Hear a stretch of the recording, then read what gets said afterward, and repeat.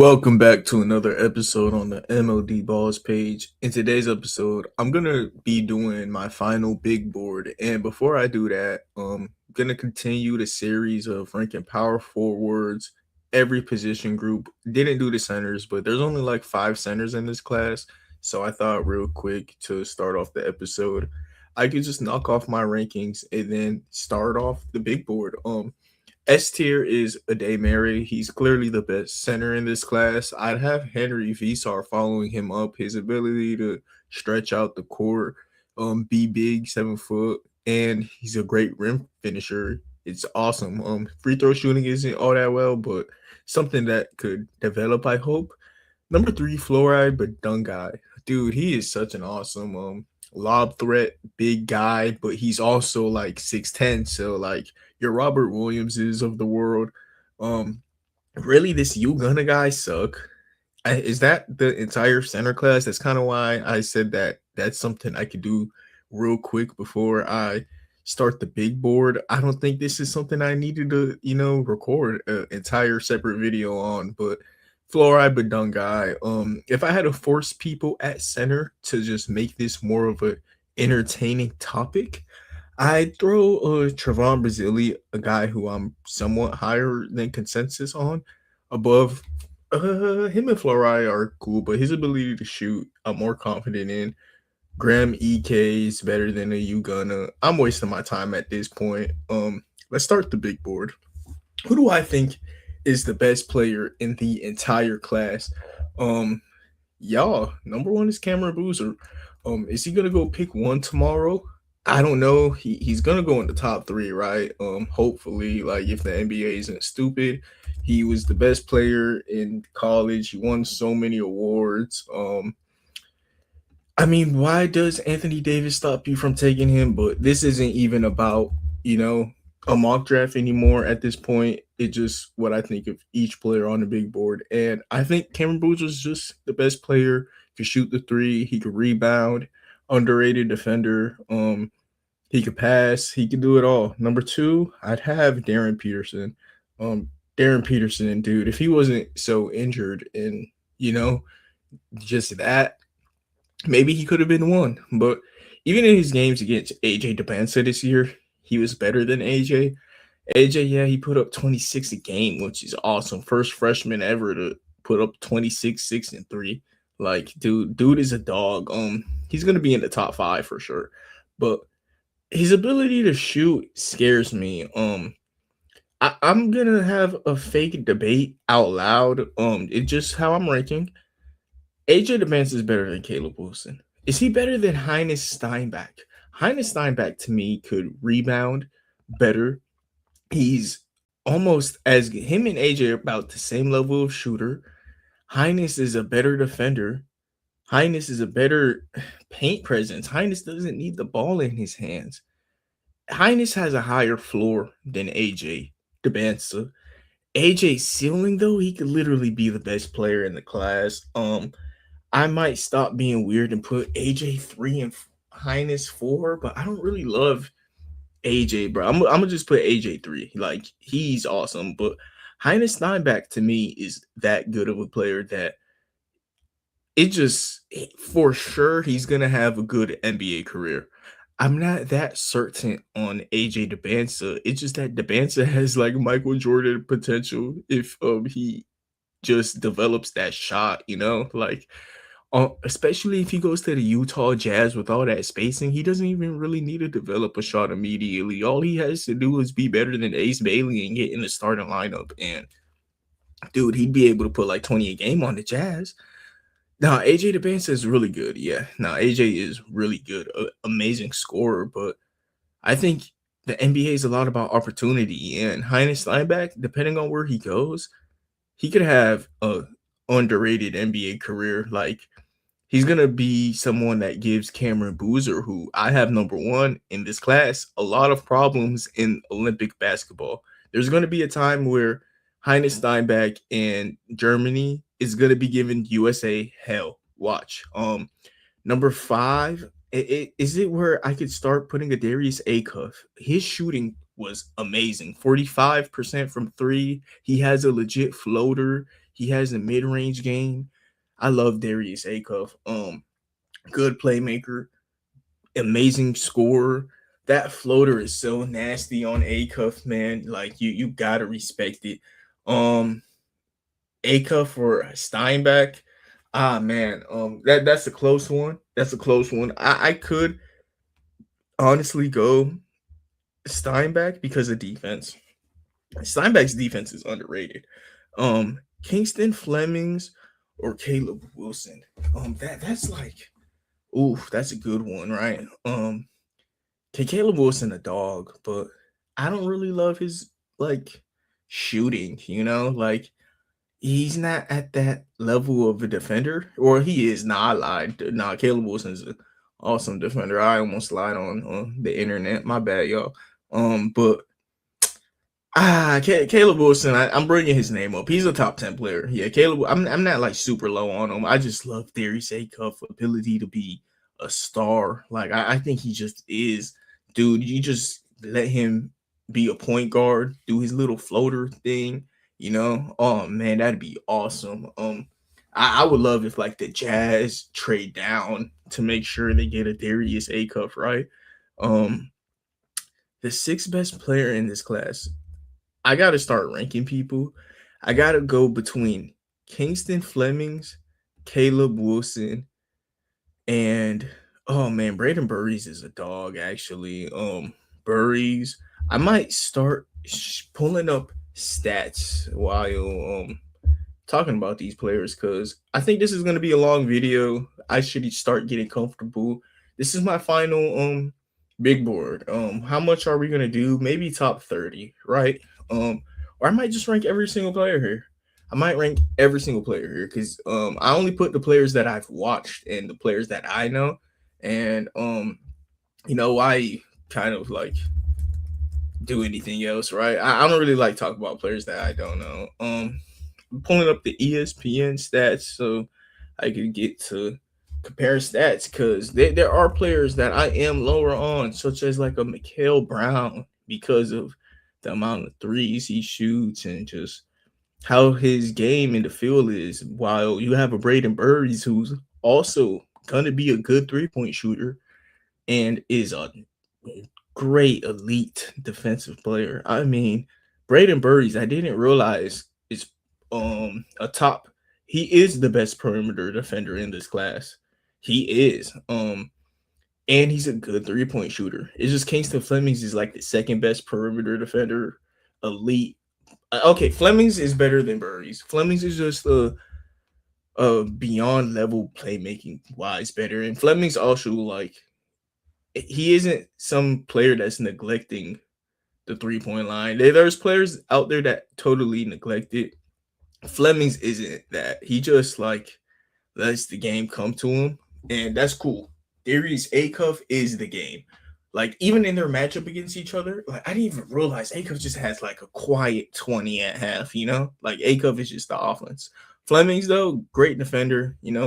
Making him get tough buckets, but Acuff better. Burries, awesome defender. It is Acuff better than Caleb Wilson though. I mean, Flemings. Is Flemings better than Caleb Wilson? Better shooter, better playmaker. Okay, he's not more athletic, but like it ain't like he's unathletic. Also an athletic freak. I mean, Caleb Wilson, yeah, he's 6'10. That's it. Like he's 6'10. I get it. But Fleming's talent wise, being a talented basketball player, I think he's more talented. Like Darius Acuff is a small guard too. Like being 6'10 athlete is a big plus, but just that inability to shoot is why I'm gonna probably be a bit lower on him. And I know a lot of people think Caleb Wilson's like consensus top 5 player. I think he's a top 10 player. Like he's awesome. He's awesome. Just don't let him go to the wrong team. Like he ain't some guy that you got a team lock with. I don't like the team lock of the Chicago Bulls. Like he's this number 4 guy. Like, nah, bro. I like Heinrich Steinbach to the Bulls. His ability to play foreign basketball, if y'all know what I mean, with Giddey and Matas, and just be able to rebound and defend next to them. Like I like that more. than Caleb Wilson, who's like athletic freak. Matas is basically what, like, isn't Matas and Caleb Wilson almost similar? And then Heinz Steinbeck is just high floor, man. Awesome player. Um, Braden Burries is, I mean, Braden Burries better than Caleb. I ain't gonna lie. Braden Burries is the best perimeter defender, like I said, and a way better shooter. He averaged 30 in high school. Braden Burries is a dog. I ain't realized Braden Burries was that good at defense and averaged 30 in high school. And Arizona just won the championship. And he basically their best player. He could shoot the ball. I don't love his playmaking. I don't love Braden Burry's playmaking. I'll say that. But like, nah, Caleb Wilson, bro, he's a huge upside pick. I get it. I get it. I get the upside. Um, we'll see how I end the episode on Caleb Wilson, but he's a huge upside. Huge upside. Upside to be best player in the class. I don't think Braden Burries has that. Um, but Braden Burries is gonna be a top 10 player no matter what. I don't I don't think we could say that about Caleb Wilson. He has this floor where, like, daddy is young, but he also has that Kevin Garnett ceiling. He's somewhere in between that. Um, who is next in this debate at 7 to 10 though? I think Caleb Wilson is respectfully in this conversation. It ain't like I'm super low on him. I think he's 7 to 10. He's gonna end at 7 to 10. Top 10 player, bro. That's all awesome. What? Um, top 10 player. Who's in this conversation in the class of a top 10 player? Um, someone who's starting to pop out to me is Christian Anderson. What he did the past 2 years, shooting like 40% from three. He could play make. 40 minutes in a college game. Texas Tech asks him to play 38 of them. He plays 38 minutes a game. He led the country in minutes. He almost like led the country in assists. And that's why he got so many minutes, because they trust him with the ball in his hand. Christian Anderson is, I think he's a top 10 player. Yeah, top 10 player in the class. Maybe I'm looking at like a Keaton Wagler next. I think Christian Anderson's a better playmaker, better shooter, more athletic, and he's had the extra year in college, so he's done it twice. Like, he's just better and has been here longer. Who else would be in the conversation for a top 10 player? Caleb Wilson or Christian Anderson? I'm cool with Caleb Wilson above him. Yeah. Yeah. But Keaton Wagler, it ain't like he no slouch though. Keaton Wagler actually is tough. Who else? Abuka, Corey, but I like. Okay, potential does matter in these rankings because there's players potential that I do like Keaton Wagler and Christian Anderson.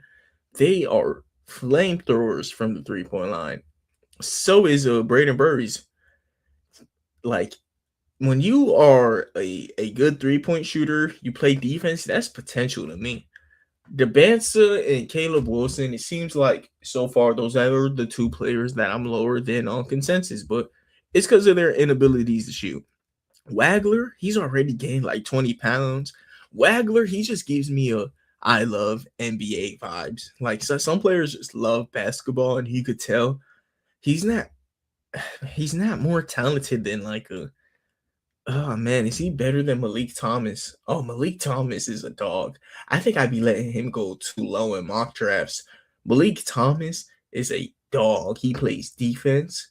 He could play make. His game is a little awkward. It's a little unorthodox, but he's like, oh man, Keaton Wagler or Malik Thomas. Malik Thomas, I'm starting to think I'm letting him go too low in mock drafts, right? I see someone who I gotta push up a little bit more on tomorrow.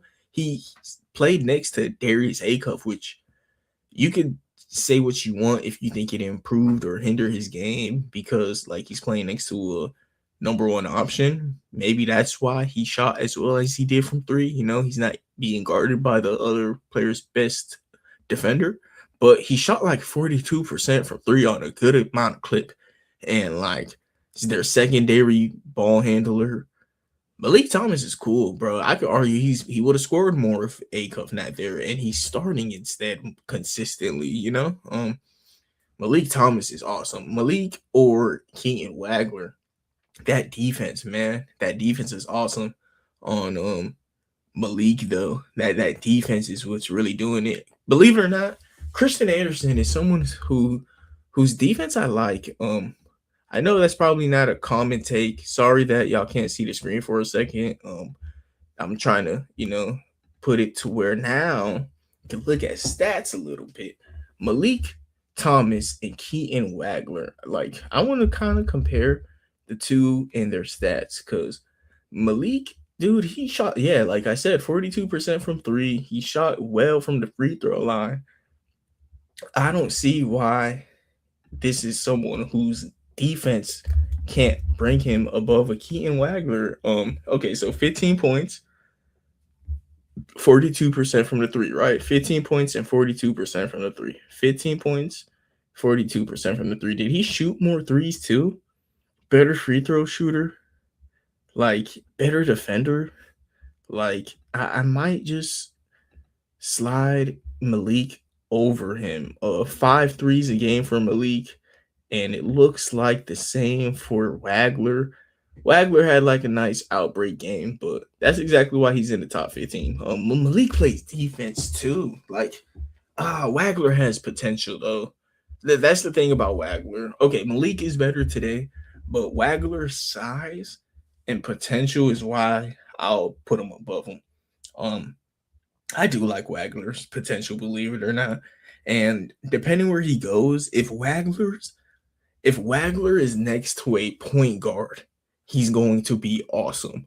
Malik Thomas is going to be awesome regardless. So is it? I would love Keaton Wagler next to a point guard, man. I hope he's not asked to play point guard. Malik, he could do either one. I think Wagler is a 1-2-3. Malik is a combo guard. We'll see how I come back to that one. We got Christian Anderson. Let me put Christian Anderson into this equation, right? Both of these guys shot 5 threes a game. Wagler really shot 6, and I'll round that up to 40. Like I round up here. We could round that up to 40. 40% from 3, 80% from the line. Like he's getting some mean roundups, 40, 80, whatever. Christian Anderson is somebody who I think is a better shooter than both of these guys. Wow, he even shot as good as Malik from 3 on 8, right? They make you. Dude, 1.5 steals. I didn't realize he was getting that many steals. And like I said, he's super athletic. Like he's almost like Kyrie Irving with a little bit of defense. Like it's tough. He shot good from 3 2 years in a row, right? Like look at the playmaking jump he got as a maybe JT Toppin was a lot of those assists for real, but he could shoot, he could pass, he could defend. I almost got him over like Caleb Wilson, but Caleb Wilson just has crazy potential, right? This is gonna be the last player I put above Caleb Wilson. I'm sorry. Right here with Wagler, that's where I'll stop. That's where I'll stop. Yeah, nah. Caleb Wilson is a dog, but I'm sorry.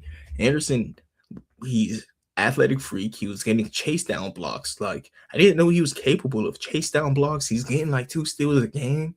Second year in a row, shooting 50, 40, 90 splits dang near. 80% from the line. I gotta stop saying 50, 40, 90 on these college players. None of them shooting 90% from the line. But they 50, 40, 80, you got that 50, 40, 80. Or he not even 50, bro. He got that 45, I'm yapping, but efficient scorer from the 3-point line. Like He's shooting 8 threes a game. That alone is why I like him more than Caleb Wilson. Um, Caleb Wilson, though, what if he just adds that to his game? He makes me look totally wrong, right? Um, he'll still be a top 10 player. Like he ain't going too much lower. Who's next? What's the next tier of players? Because this ranking is gonna change. If I was a listener of this, I would advise you to put me on times 2 speed or 1.5. I kind of speak slow because I'm thinking out loud. Like that's kind of how I do these, but I've had rough drafts. Like the past week I've been going over my rankings for a reason. It's so those could be my rough drafts. And before I ranked those players in the big board, went position by position so I could see anything about a player that I didn't know. And Brandon Burries, his defense, I ain't know he get that wicked out there, bro. Like I ain't know it was like that getting on the ball against Brandon Burries.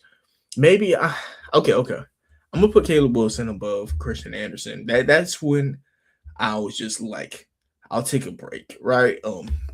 Nah, 50, 40, 2 years in a row, man. I ain't gonna lie.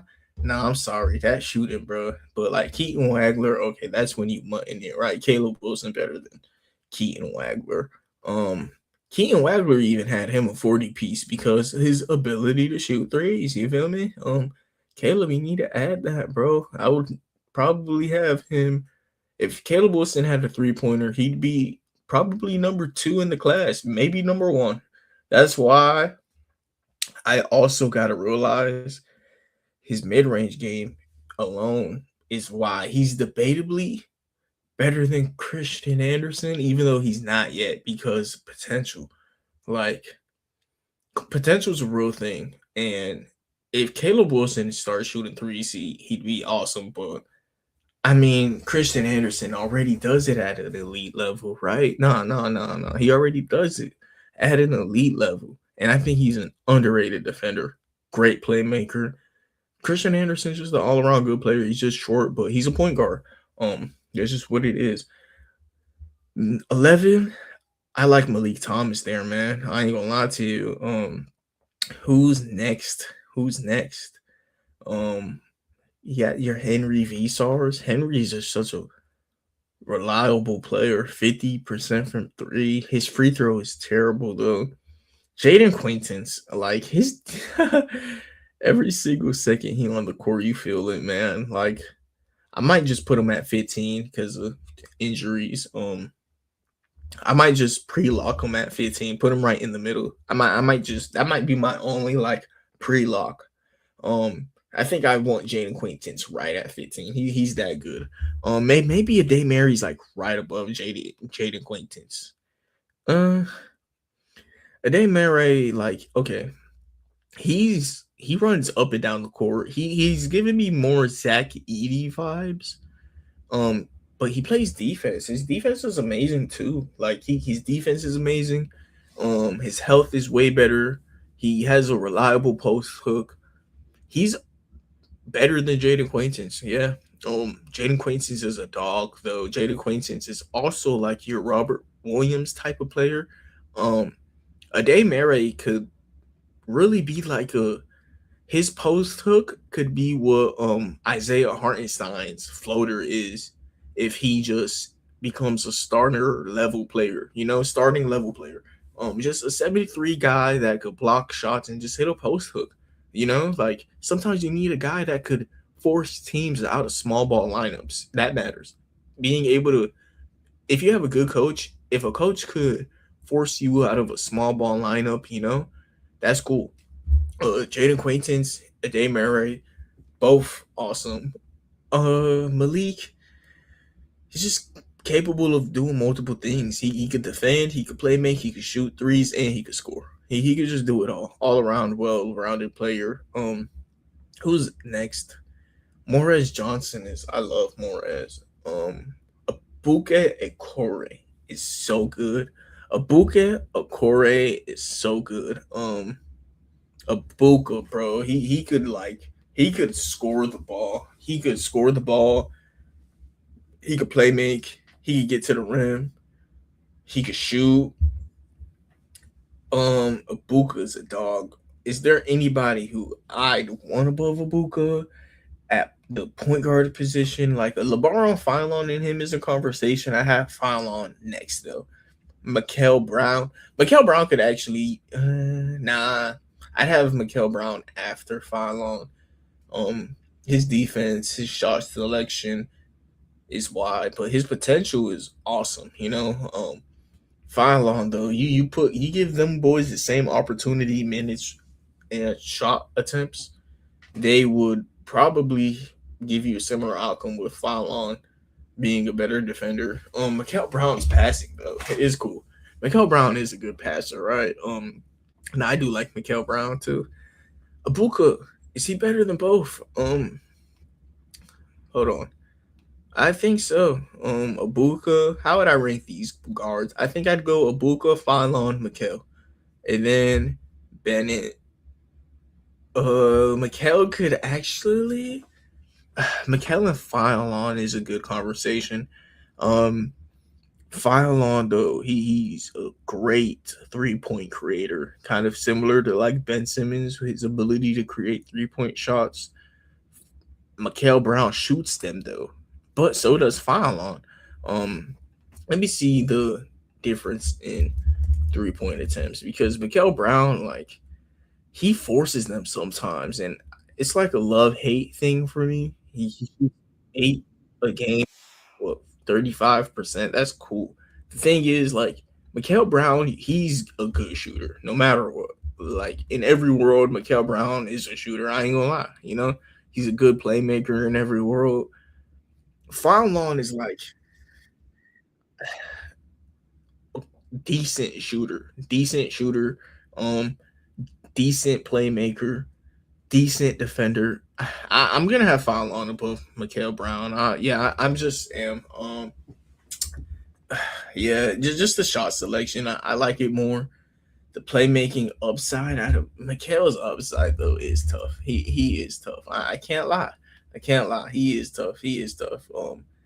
Playmaking.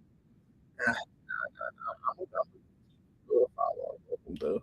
Um, what's next? We got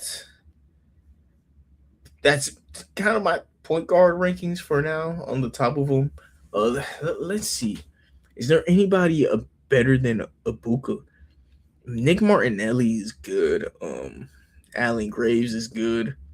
Let me see. What about the shooting guards? How would I rank shooting guards right now? Isaiah Evans, Cameron Card. You got who else? You got Dylan Swain, small forward list. You got Dylan Swain, Henry Visar. Why can't I put him in the top 15? I hate that free throw shooting. I really do. But he's a center, right? He's a center. He's the willing shooter. If he's that willing of a shooter from the 3 point line, it got to come eventually from the free throw line, right? Because he's willing, he's shooting them from three. They got to just start knocking down eventually. I ain't gonna lie. From three, if they going down at that clip, free throw got to get better. He's a good defender, but he's such a like play finisher. But he's a great play finisher. So is Jaden Quaintance a play finisher, but Quaintance is just a better play finisher. But at the same time, Visar does it in more ways, which like opens up the playbook. When you could be a 3 and D center, that opens up the playbook. I can't lie to you. Let me check out Ade Mary's stats. Ade Mary, he's cool. He averaged 3 blocks. Cool. I ain't know Ade Mary averaged that many blocks. That's good. A lot of blocks. Only 12 points. He don't got a 3 pointer. Don't really got a free throw on him. But like he's just 7'3", can mash up on you. That's really the only reason why I'm gonna take him above Visar. But Visar 7 foot himself, shooting threes, man. Am I starting to realize that Henry Visar is the best center in the class? Like, hold on. this video was started as a center, you know, power rankings. If I caught you on not live. By the way, I be going live, y'all. I'm gonna start going live around Eastern time, midnight, a lot more. Um, I mean, this was the time for me to do it, right? But my videos, they be live, and y'all can tune in after. That's kind of what they're live for. They're live videos, just so y'all can tune in after. But for anyone who, or for most viewers, because most viewers aren't live, I started this off as a center tier list. Um, I do not know who's the best center in the class. Wow, hold on. I did every other tier list, but now that I'm really getting down to it and thinking about centers, because the best centers in the class don't really come into play until here. Like now is where I'm ranking centers. Heinz Steinbach has the ability to play the five because of how great of a defender he is. Yes, Heinz Steinbach is a great defender. He's such a great defender and rebounder that he has the ability to play center. But I'd love him at power forward, and you just get like someone next to him that it don't even matter. Heinz Steinbach could be the stretch four. You know, you could get someone next to Heinz that can't shoot like a Clint Capella. Believe it or not, like Eames Messi. Um, with these other guys though, they are actual centers like Henry Visar and Ade Mare. That's where they're listed at, like their whole careers. Um, Visar, okay, Quaintance has been a good player his whole career, but he's hurt, man. Quaintance is just so hurt. He's so hurt, but he's better than these guys. Like, dude, every single second Jaden Quaintance is in the game, you feel it. It just, I don't trust his ability to be on the court, but no way that's his whole career, right? There's no way his whole career he's gonna be hurt. Um, Last year in Arizona, he 8 rebounds, 3 blocks, dude. Like he's a great defender. He's not able to shoot or hit a free throw for his life though. He's a Robert Williams esque big, so that's why I'm gonna put Ade Mare above him because it ain't even life. Jaden Quaintance has all that much of a ceiling. His floor is super high. Jaden Quaintance has a high floor, but like his ceiling is, you know what? I told myself I'm gonna pre-log him at 15 because of that. Yeah, I might do the 30 best players in this class. Jaden Quaintance could go slap in the middle. He can't shoot for his life. He's never healthy, but he's a first round pick, like confidently. It's just like, are you gonna be the one to take him in the first round and like live through that? I'd prefer not to. I'd prefer not to. I might even have to like shut up about putting Jaden Quaintance slap in the middle and like give some of these guys like Mikael Brown their flowers above him. Okay, right here I'm having a tough time. The top 10 players are the top 10 players, right? Maybe this is where I need to just start putting people on board. And it's gonna change. Six. Okay. Who's gonna be the last player to be in 11 to 15? Abuka, he might just be the first ACC player ranked, man. Like he could flat out score. Yeah, it was the ACC, but I could argue with you that he would have had more assists if it was like another league and he had teammates that could hit these open shots that he's creating. No way are any of these centers more talented than Abuka Okore. Nah. I ain't gonna lie. The Wolves, if they have Abuka Okore, I mean the thing is a 7-3 center is a 7-3 center, right? In college basketball. Abuka can hit the free throws, great clip. He got a lot of shot attempts at 16, but that means he's creating them too for himself, right? 23 a game. Look how little turnovers. Like, that's awesome turnover to assist ratio. Actually, it's not awesome, but for how much he's scoring, because scoring is also a part of the reason why people get turnovers, like creating a shot and stuff. He doesn't do like he doesn't make too many mistakes, and he has Hall of Fame bailout.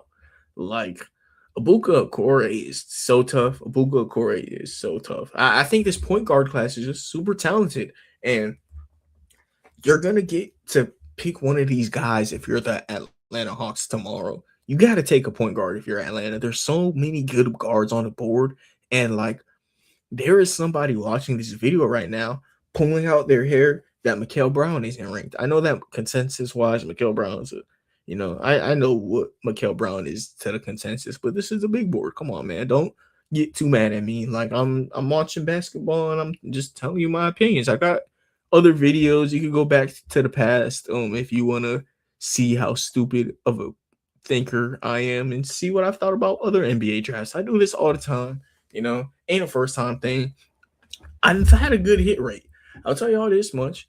I was wrong on Stephon Castle. I ain't right about everything. But Abuka Okore, this is someone I think I'm right on. He could make the Hall of Fame bailout passes. He could shoot the three. He could get to the basket. His head was tighter than Malik. I ain't gonna lie. Is he better than Malik? His game is less unorthodox than Malik. But he's also showed me that he could play next to a lead guard. That matters, believe it or not, because Cade Cunningham, who knows how Abuka would be next to that. Malik, I kind of have a feel because I saw it with Acuff. Oh man, is Malik better than Abuka? Stat wise, he might just be. I'll give it to him. Because he plays defense too. These two players are very similar. And then Malik has the ability to play shooting guard. Abuka doesn't really have that, but they're gonna play him at shooting guard, right? He's super small. I'll keep it like that. 12 Abuka. Ade Mary, is he better than Fallon? Not really, but he's 7'3". Like, where does him being 7'3" stop mattering, right? Is he better than Fallon? Fallon, what, like, shot like 5 threes a game? What was the percent at again? Because it ain't like Fallon was no slouch. And eye test wise, Fallon is getting better at shooting the basketball. 39%. Yeah, he's getting better too. He's a great defender. Like being able to defend, being able to shoot, being able to play make the way he does.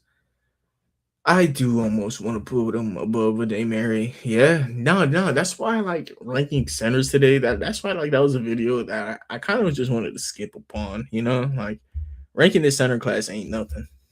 Like none of these guys might not be a top 20 player, but like at the same time, you need 7-footers, and there's gonna be a 7-footer that has Stephen Curry and produces if the Warriors make the right decision and take a center. Like sometimes you just gotta do some stuff, right? Like the Warriors lineup, if Ade Mary is on the board, they have to take the 7'3" guy. Like you have Draymond Green at center.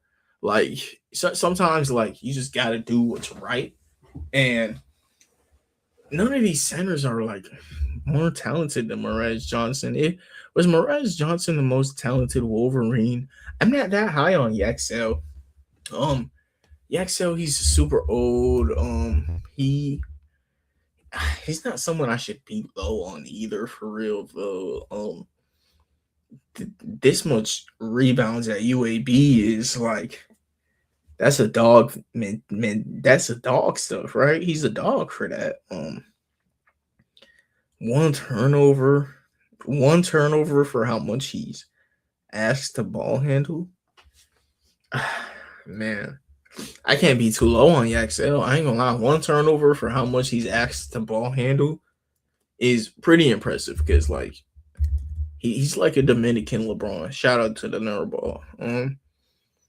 13 points, a block a game on Morez. He's a willing NBA shooter. I feel like he's gonna be. Only 1-3 a game, huh? That 1-3 a game though is like potential. And then that 1-1, Morez is a great power forward defender to just keep a team honest, Morez is gonna be an NBA player in my opinion. He's willing to shoot threes. He's gonna be a great finisher, super athletic. I trust him more than Jaden Quaintance. He's what Jaden Quaintance is gonna he's like a polished Jaden Quaintance. Strong, short center, but his ability to shoot is why he's more versatile and we list him at power forward. But him and Jaden Quaintance, same size, same player almost. It's just that Quaintance could only play center because his inability to shoot. Morez could play both. Morez, am I gonna rank him as the best Michigan player? That's kind of hot though, because Yaxel had the ball so much and only turned it over that little. Dame Murray, dude, shout out to Michigan. That's why they won the championship. They got like 3 players in the top 30. They got a player in each spot of the top 10 in some people's big boards, because some people probably got Yaxel at like number 10. And then you got to have Morez and Dame Murray in your top 30s. Yaxel is cool. Yaxel is cool. That's hard to rank him. It's so hard. It is. It really is because he's older. Seen him airball a couple times. I'm gonna have Morez above him because of his defense, rebounding. Dude, is Yaxel okay? Is Morez better than Yaxel? He almost is, or Yaxel. I mean, Yaxel is almost better than Morez. But I just love Morez's game going into the NBA. That's what it is. Yaxel's game going into the NBA isn't terrible though. Neither is a Dame Murray. Like, I hate how close all of these Michigan guys are to each other. I'm gonna end up having a place for them. I'm gonna at least throw Yaxel on the board. He'll end up being on the next tier. I'm confused a little bit right now. Players, okay. Who are players that are going to be on this tier? I think this is where Mikal Brown fans could be like, this guy's annoying, but Mikal Brown is finally on the list, I guess, right? Allen Graves is cool. I really like Trevon Brazili. I love Trevon Brazili's game, especially going into the NBA. He's had first round hype before. He just got hurt. Elliott is not in this draft class. Who else? Isaiah Evans. I love him to be the next Mikal Bridges. Like, he's such a ready NBA player. I like Chris Sanok. I really like Chris Sanok. Two-way ability, but I think this is where I'm done ranking at 13. Really, 13. I have LeBaron Fallon. He's cool. But after that, with Morez, Johnson, and the Michigan guys, I kind of just started putting people. Top 10. Let's go over the top 10 while I do all of this thinking. 1, we got Boozer. 2, we got Peterson. 3, we got AJ DeBansa. 4, Heinz Steinbach. 5 is Darius Acuff. 6 is Kingston Flemings. 7, Braden Burries. 8 is Christian Anderson. 9 is Caleb Wilson. 10 is Keaton Wagler. I like that. 11, we got Malik Thomas. 12 is Abuka Okore. 13 is LeBaron Fallon. And at 14, man, Yaxel, I hate how tempting he's becoming. Because I don't love his game, but neither do I hate it. I don't hate Yaxel's game. His ability to rebound, his willingness to shoot, his defense ain't terrible. Is he Michigan's best player, bro? He almost is, almost was too, right? But he's also their oldest. What is his potential? I almost feel like Yaxel's pretty maxed out, but even if he is maxed out, what is the problem with being a John Collins? It ain't like I think Yaxel's a bum. I did have him in my mock draft go a little bit lower than I'd like. Morez games just going to the NBA. I'm just a Morez Johnson fan. You feel me? Like his strength. What is Yaxel play? Yeah, he's 6'9", 240, right? 6'9", 240. I want to see Morez Johnson size at that point. 6'9", 250. Okay. 6'9", 250. Wow. And then what is a day Mary? 7'3", 260. Like, come on, we running 6'9", 250 Yaxel as small forward and wonder why we won the championship, huh? And then you got Elliot Cadeau, who didn't even declare. And almost looking at hindsight, that might have been an underrated decision because he had a whole front line of first rounders, and he's gonna get so much more opportunity next year. Yaxel, was he the best one? Wow. Like, now that I'm doing a big board and Yaxel's this high, I'm kind of shocked because in my mock draft, he went super low. And I kind of didn't like how low it was because, like, the John Collins fit of a player, you know? I, he's like a point forward that I don't want to have run my point forward too much, but he shoots threes. I think that's a cool spot for Yaxel. Who would be above Yaxel? Who's better? Since I don't want to put him where I got him, who's better? Um um his ability to put the ball on court is impressive, man. Let me see Nick Martinelli stats. I want to see how many threes Nick Martinelli shoots. Nick Martinelli shoots threes. Pretty decent clip. Uh, I'll put EXL above Nick Martinelli, but Nick Martinelli could shoot, he could score, but EXL is like a better rebounder, better playmaker. Nick Martinelli is cool, but nah, EXL is slightly better. But like, is Nick Martinelli's game just more of the NBA? Is EXL really like the guy I want to put the ball on the court? Yaxel's such a tweener. Like, Yaxel's so cool. Okay, I'm cool with Yaxel there. I gotta move on from Yaxel. He actually is not bad right there. Yaxel at 14. That sound about right too. Cause I had him actually with the numbers flipped in my mock draft go to the Miami Heat at 41, and I'm a Heat fan, so I had to push up on him, because look how high I got him. It just his fit on NBA teams is why I like on mock drafts. Like, it's kind of funny where I'm gonna have him go tomorrow. Let's see. I don't know. I don't know where anyone's going tomorrow. This is gonna be the big board. I do my mock draft tomorrow off of. Kind of why I'm taking my time to go over it, see how it will make tomorrow's video so much easier. Because this is me ranking them without teams, so this is just who I think the best players are. Morez Johnson. Is he better? No, he's not just better than Yaxel. I ain't gonna lie, he's not. Ade Mary, Ade Mary, was Ade Mary the best player? He's their most noticeable one. I'll tell you that much. His defense, his his defense is a problem. I'll keep Yaxel above. Dude, these Michigan guys they got it right at 14, 15, and 16. That's annoying. I'm gonna try and like break that. Like, I hate how they're all 15, 16, and 17. I don't like that. Okay, who's next? Who's better than Jaden Quaintance? Is anybody better than Jaden Quaintance?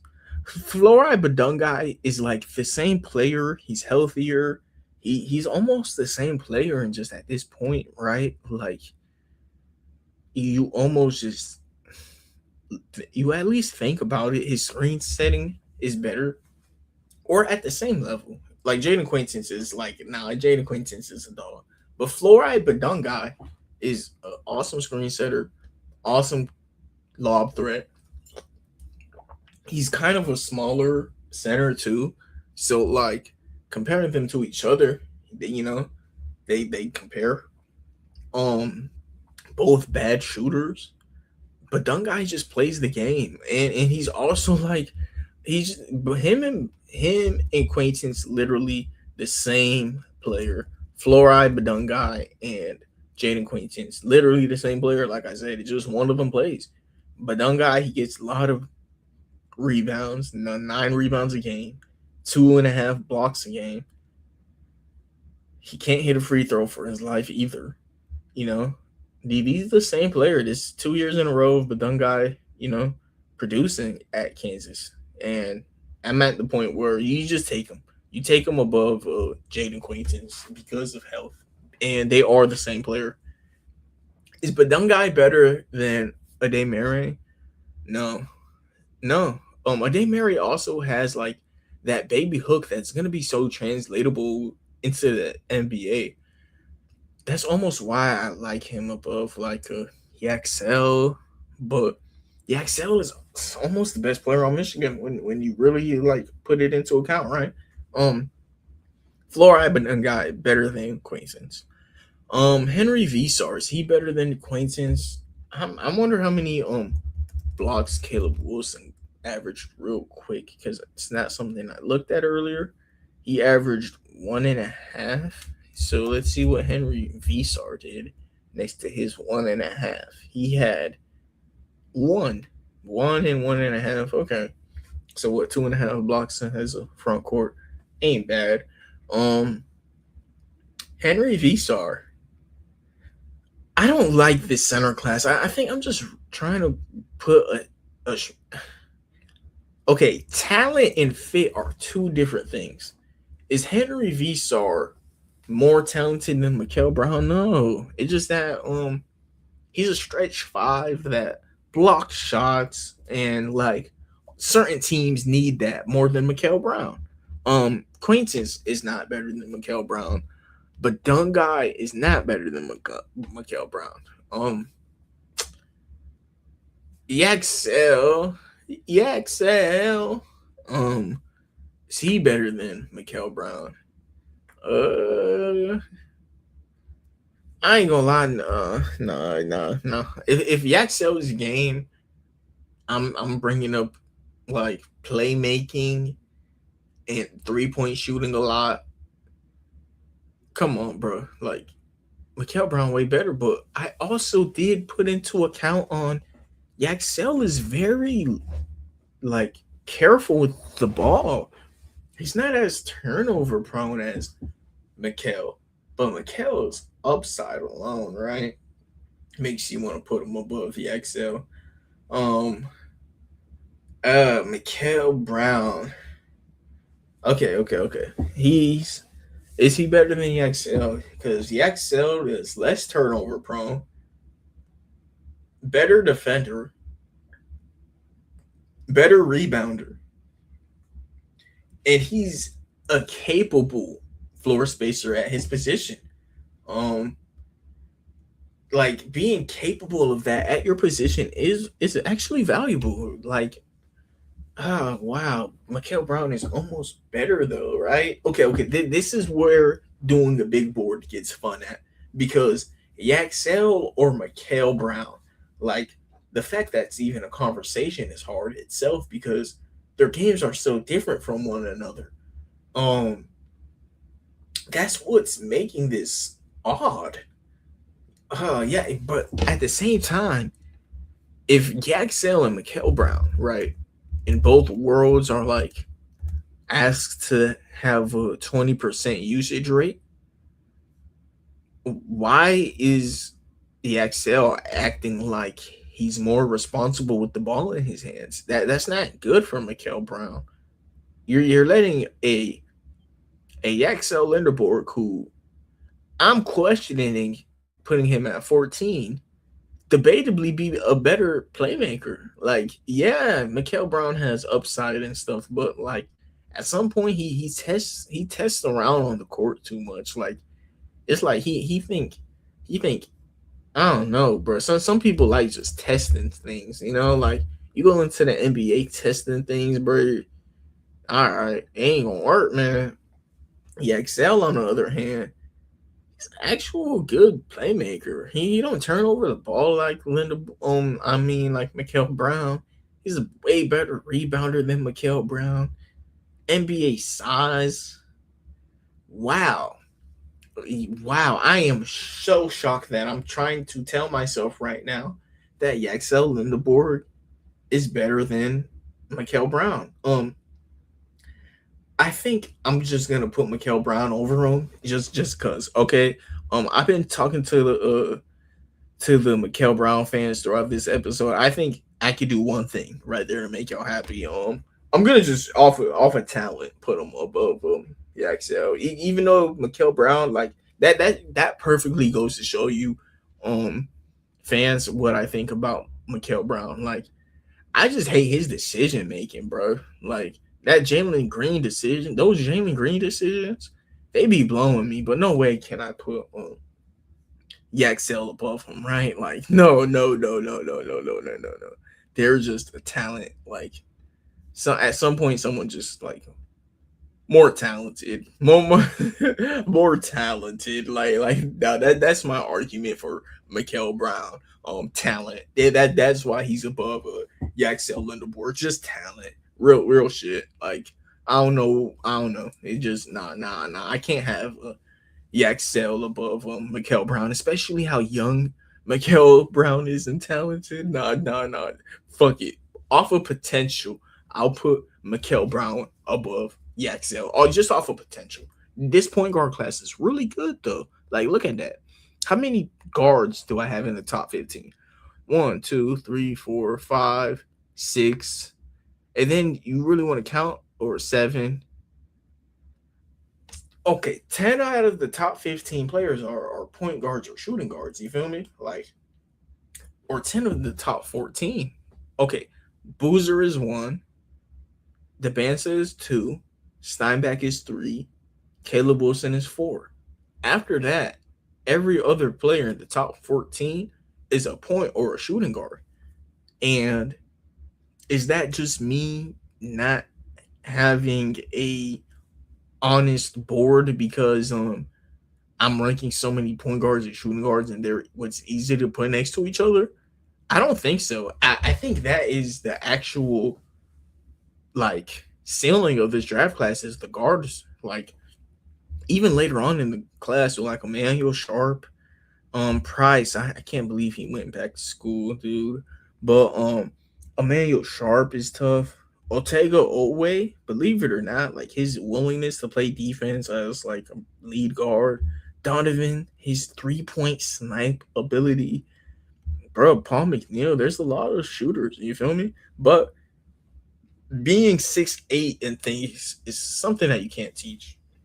Dylan Swain, he's someone who I've had go lower than I would like to, but like finding him a team or a spot is tough. But this is a big board and huge mistake I made. The biggest mistake I made in my entire series of going over these players before this big board was I didn't rank Dylan Swain. And he's already hard enough to rank as a small forward. So like imagine now I'm put on the spot and have to rank this guy. He could play defense, he could hit free throws, he could play make. It's just the 3-point shot ain't really there, but like what if it comes? Like he has potential. Like this is real potential as a shooter. Like he has the free throws already. Debansa also has like 3-point potential because he shoots them, but they just don't fall. And like he's a good free throw shooter. Like Debansa has potential to become a 3-point shooter too. But Swain, bro, is like almost a better defender. Like almost. He's not better at anything else. Maybe even playmaker actually. But I don't love it. Swain isn't bad. Swain is not bad. 16, 17, 18, 19, 20, 21, 22 actually. Because yeah, I knew to double check because I just guessed and put 21. 23 to what? Well, what would it be? 23, 24, 25, 26, 27, 28, 29, 30. 23 to 30. Would that be perfect for me to stop and hit record and then do a couple of Jalen Brunson's my Jalen Brunson's the second round picks that like JB pick, JB pick, JB um round two JB round round nah bro, I'm gonna just name it JB, bro, and put it orange for the Knicks fans, bro, because Jalen Brunson going around two, insane, and anybody who I don't have in my top 30, we're gonna see what's the most insane one because like somebody's gonna be left out. You know, somebody got to get left out. Unfortunately, it ain't like, it's what I want, but 2 to 3, because somebody gonna be a Jazz. Yeah, we can do that purple. Somebody gonna be a Jazz in 2 to 3.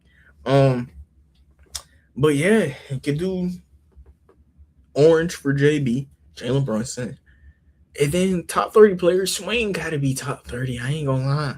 Like, he's just a good defender, and his ability to shoot, I think, is going to come eventually. Like, I think he's going to eventually become a shooter.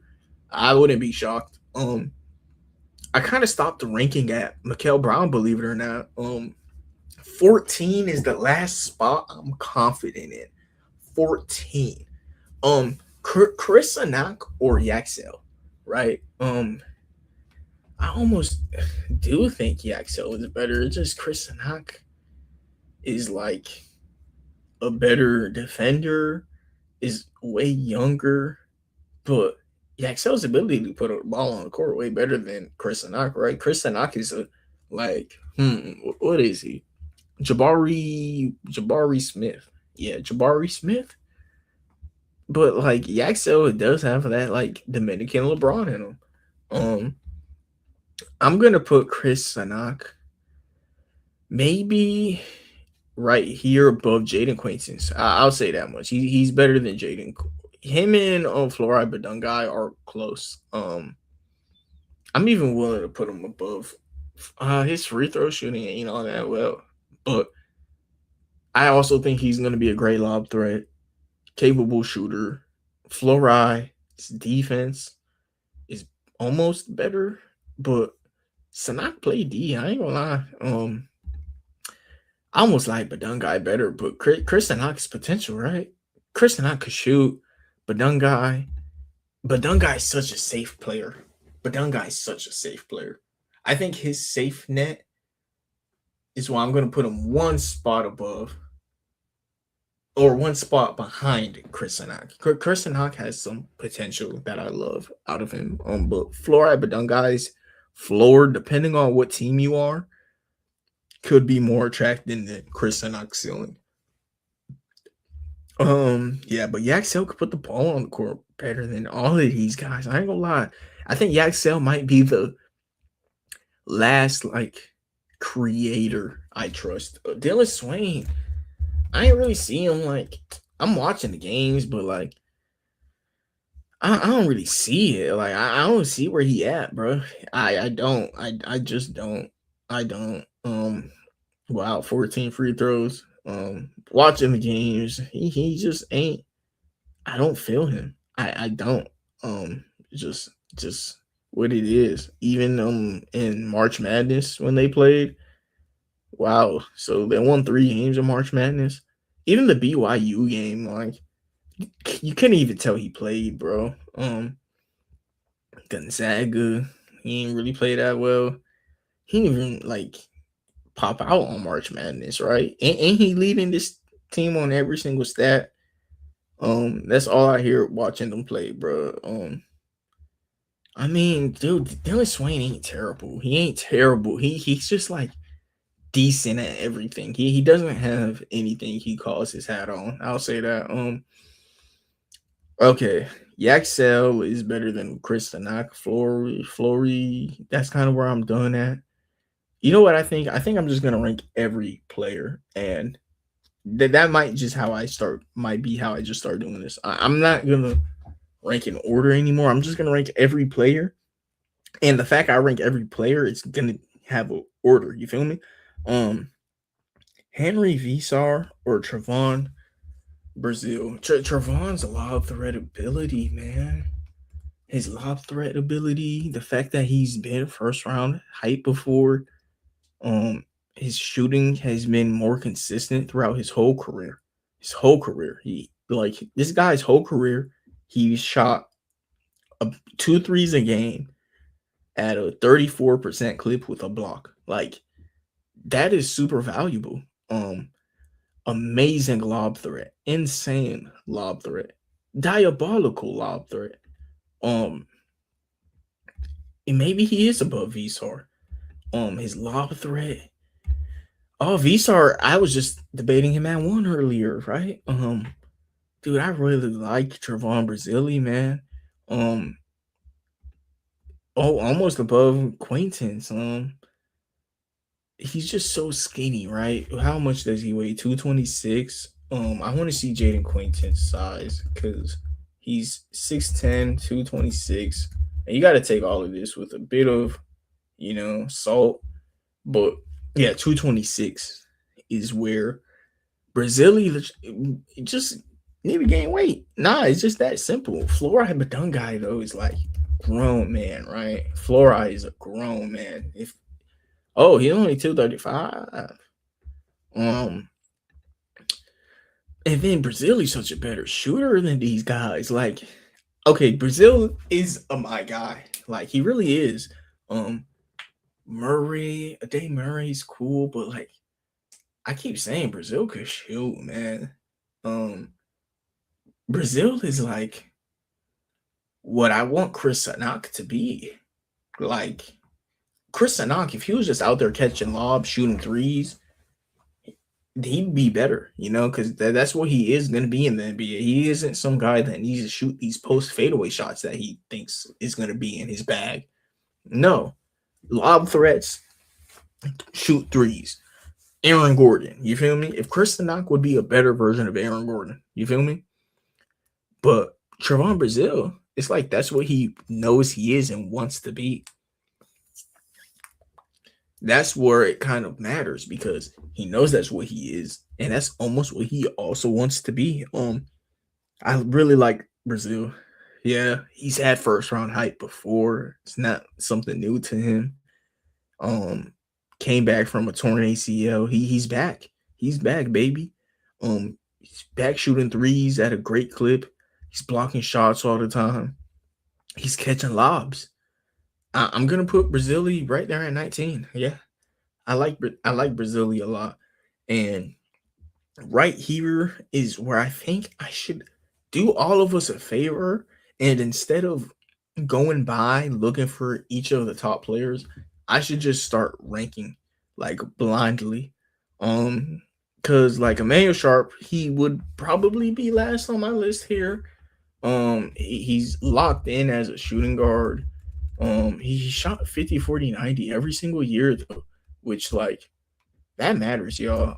He actually is like a 50, 40, 90 guy too. And that it's not me just like yeah, like this is actual like 50, 40, 90. I said earlier this episode that there's never 50, 40, 90 guys in college until I seen this guy. Like, oh wait, I'm even lying still, right? 4 threes a game. Or look, that his field goal percentage is so low because he's shooting 4.8 shots a game, and 3.8 of them are threes.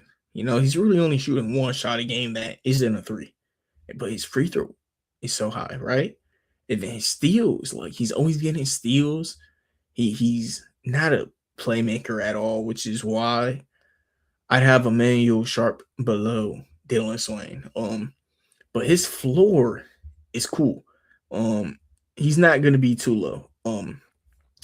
Otega Oweh might be better than Emmanuel Sharp.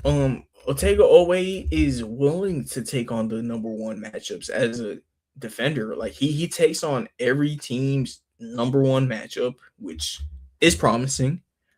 He's a willing 3-point shooter, kind of.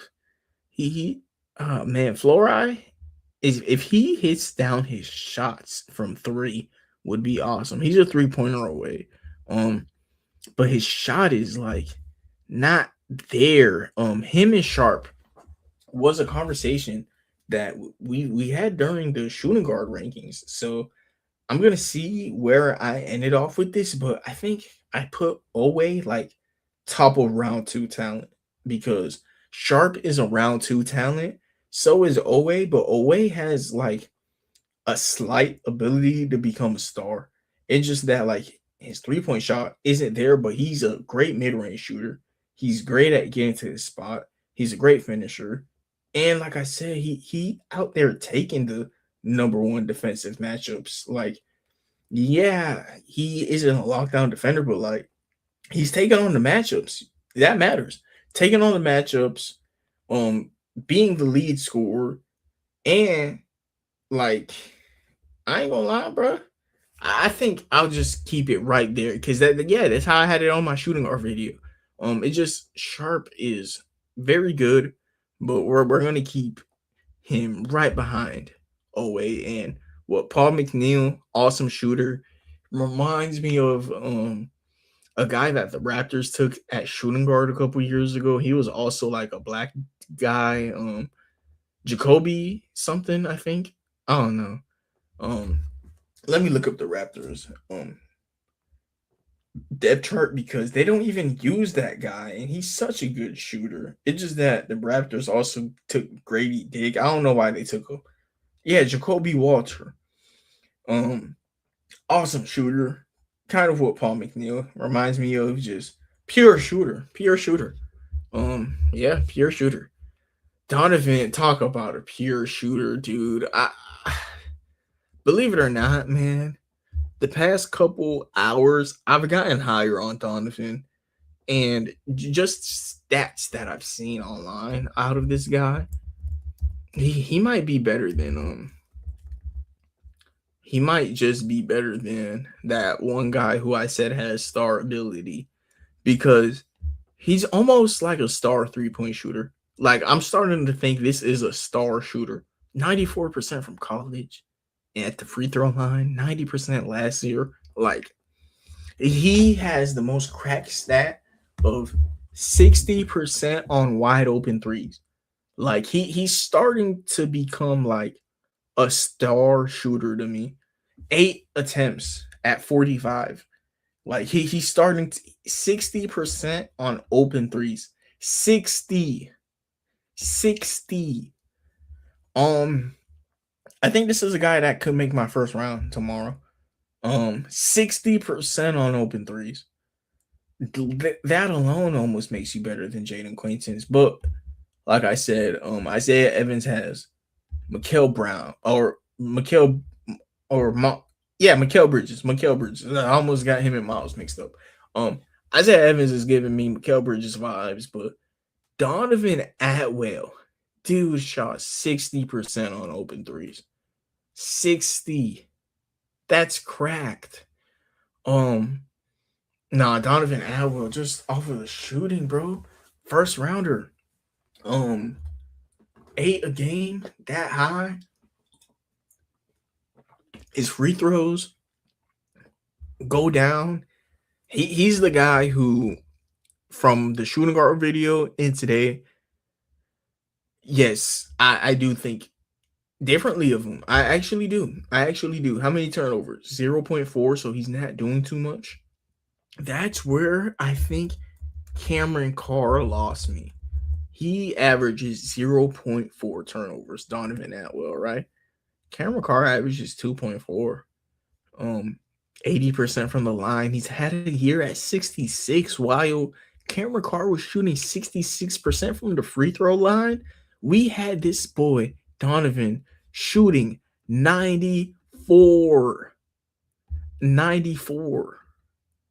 Like, dude, Donovan as a shooter is just at some point, right? He's a menace. 60% on open threes this year, or 50. No matter what, it was 50 or 60. I think it was 60. That's a crack stat. He's just gonna sit there and shoot threes. Like this is the ideal guy to have next to a star player. Ideal guy to have next to a star player. It's just, oh wait, is he a star player?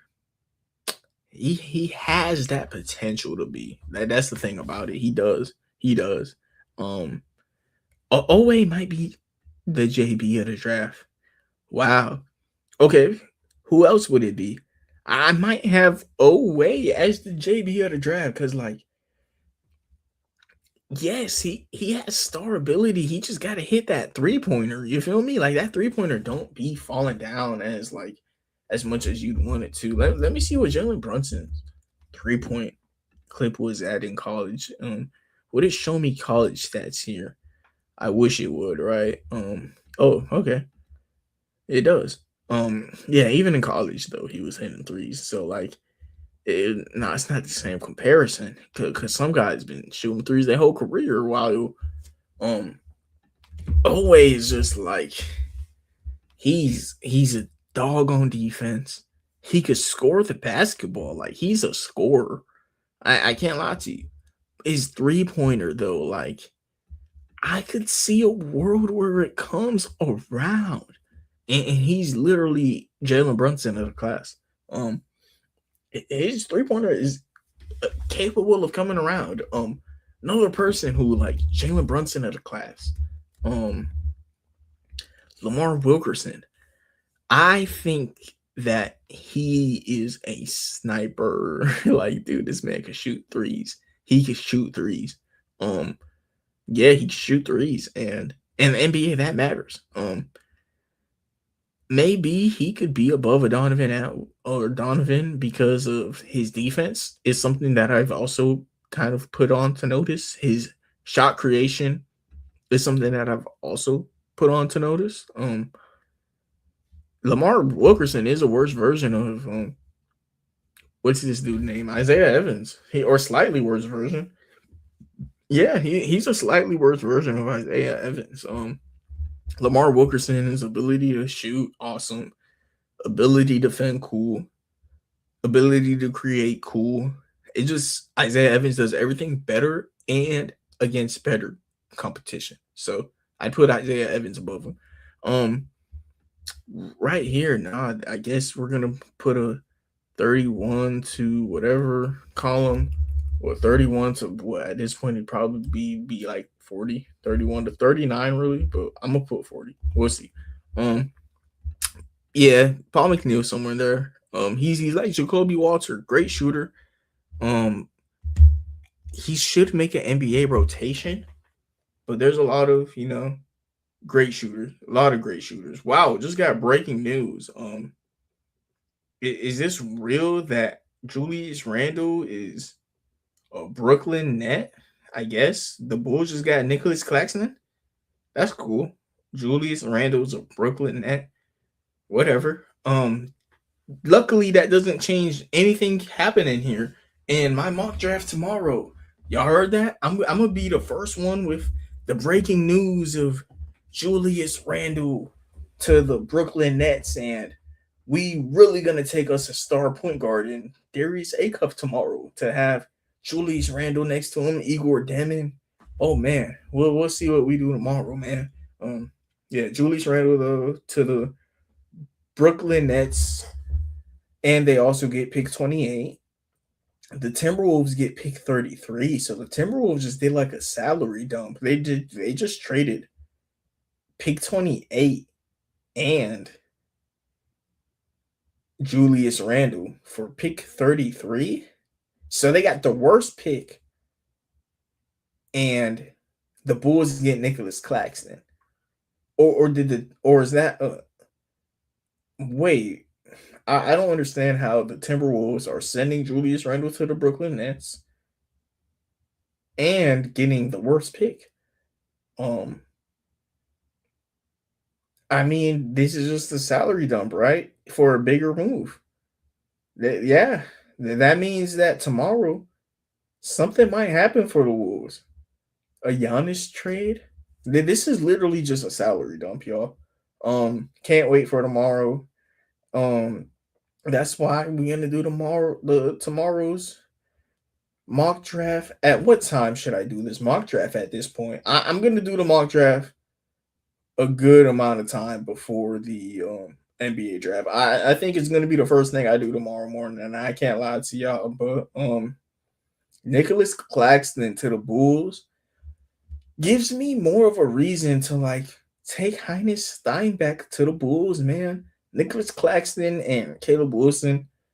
I already like got Caleb Wilson at number 9 on this video because of his shooting. You feel me? And then if you were to get a power forward, like I told y'all earlier, Heinz Steinbeck in his same recording, I said Heinz Steinbeck could have a center that doesn't really shoot. I don't feel the same way about Caleb Wilson. So with the Bulls, you get a lineup of Steinbeck and Nicholas Claxton in the front court with Matis Buzelis. You could take like whoever's the best guard at 14. Look how many guards are at 14, bro. And then you get a stretch 4 riding your laps, man. That'd be awesome for the Bulls. But we'll see what happens tomorrow. Don't want to make this video too much about trades, but breaking news happened while recording this video, right? Awesome. What's next though? Isaiah Evans is kind of where I'm like left my comfortability at. Okay, with Badungai, I said that he's a very safe player. I feel the same way about Evans. I might put Evans as high as above Yaxel Lindeborg. Because Yaxel, yes, I was questioning him a bit. I was questioning that a bit. He's gonna fall a little bit lower, but this is around his range. Evans is a better 3-point shooter, capable of putting the ball on the court, but I like the way Evans does it more. He doesn't do it to like lead your offense. He just does it to get a bucket and get out the way and play some more defense. He's a better 3-point shooter, more polished scorer. I'll take Evans above Yaxel. Bennett Sturts. This is someone who I'm not low on, but I did realize like I was a bit too high on. I think perfectly of him now at like 22. Like he's better than Donovan. He'd be the reason Donovan gets open shots, you know? Lamar Wilkerson, low key. Is Lamar Wilkerson better? Lamar Wilkerson's like inability to play make though. It's a literal inability. Like, no. I gotta give Bennett that. 23 is off. Yeah, Bennett is like he could honestly end up getting an argument to be put higher, but around 20 is awesome for Bennett Sturts. Yeah, I think that's perfect. That's around the spot where this list kind of I just gotta go one by one. That's what makes this list easier because once I'm trying to find the next best player instead of just ranking the next guy and my thoughts on them, that's when it becomes too long. Koa Pete, he the worst of them all here. I hate Ben Simmons, bro. And Ben Simmons is a better playmaker than this guy. Like, imagine. Dude, this man don't even try to shoot threes, bro. And then his mid range is so nasty, so I know he could shoot, bro. He's annoying. Donovan almost better than him just off of the shot selection. Quaintance almost better than him just off of he want to be Quaintance. You feel me? He wish he was Jalen Quaintance, Koa Pete, but Koa Pete could play some defense though on the perimeter. Quaintance probably isn't as awesome as a perimeter defender as Koa Pete, not gonna lie. But he'd be capable if you throw him at power forward. Koa Pete's defense is amazing though. It is, but so is some of these other people. And like Dylan Swain is also a good defender. Well, at least he's willing to shoot. Koa Pete, it's like unwillingness at some point, bro. If you unwilling to shoot, bro, I'm unwilling to put you as a top 30 player. You know, yeah, he dunks. He dunks. Free throw line ain't even all that good. He's a good defender. Like he almost got 1-1. Like you could almost round that up to 1 block, 1 steal. Like he's a good defender. He scores. He finishes well. He just needs a certain team around him. Look, he's having games where he shoots 0 threes, like, but he's having games where he knocks them down too. Like,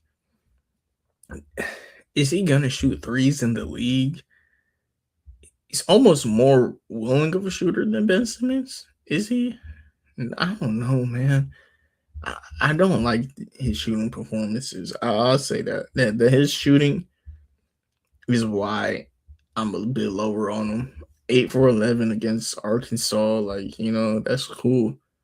He's getting it to the line, sending his free throws even at a decent clip. 7 for 11, even with that 63%. 7 for 11 ain't even that bad, bro. Like that's a lot of free throw attempts on one day. I feel him.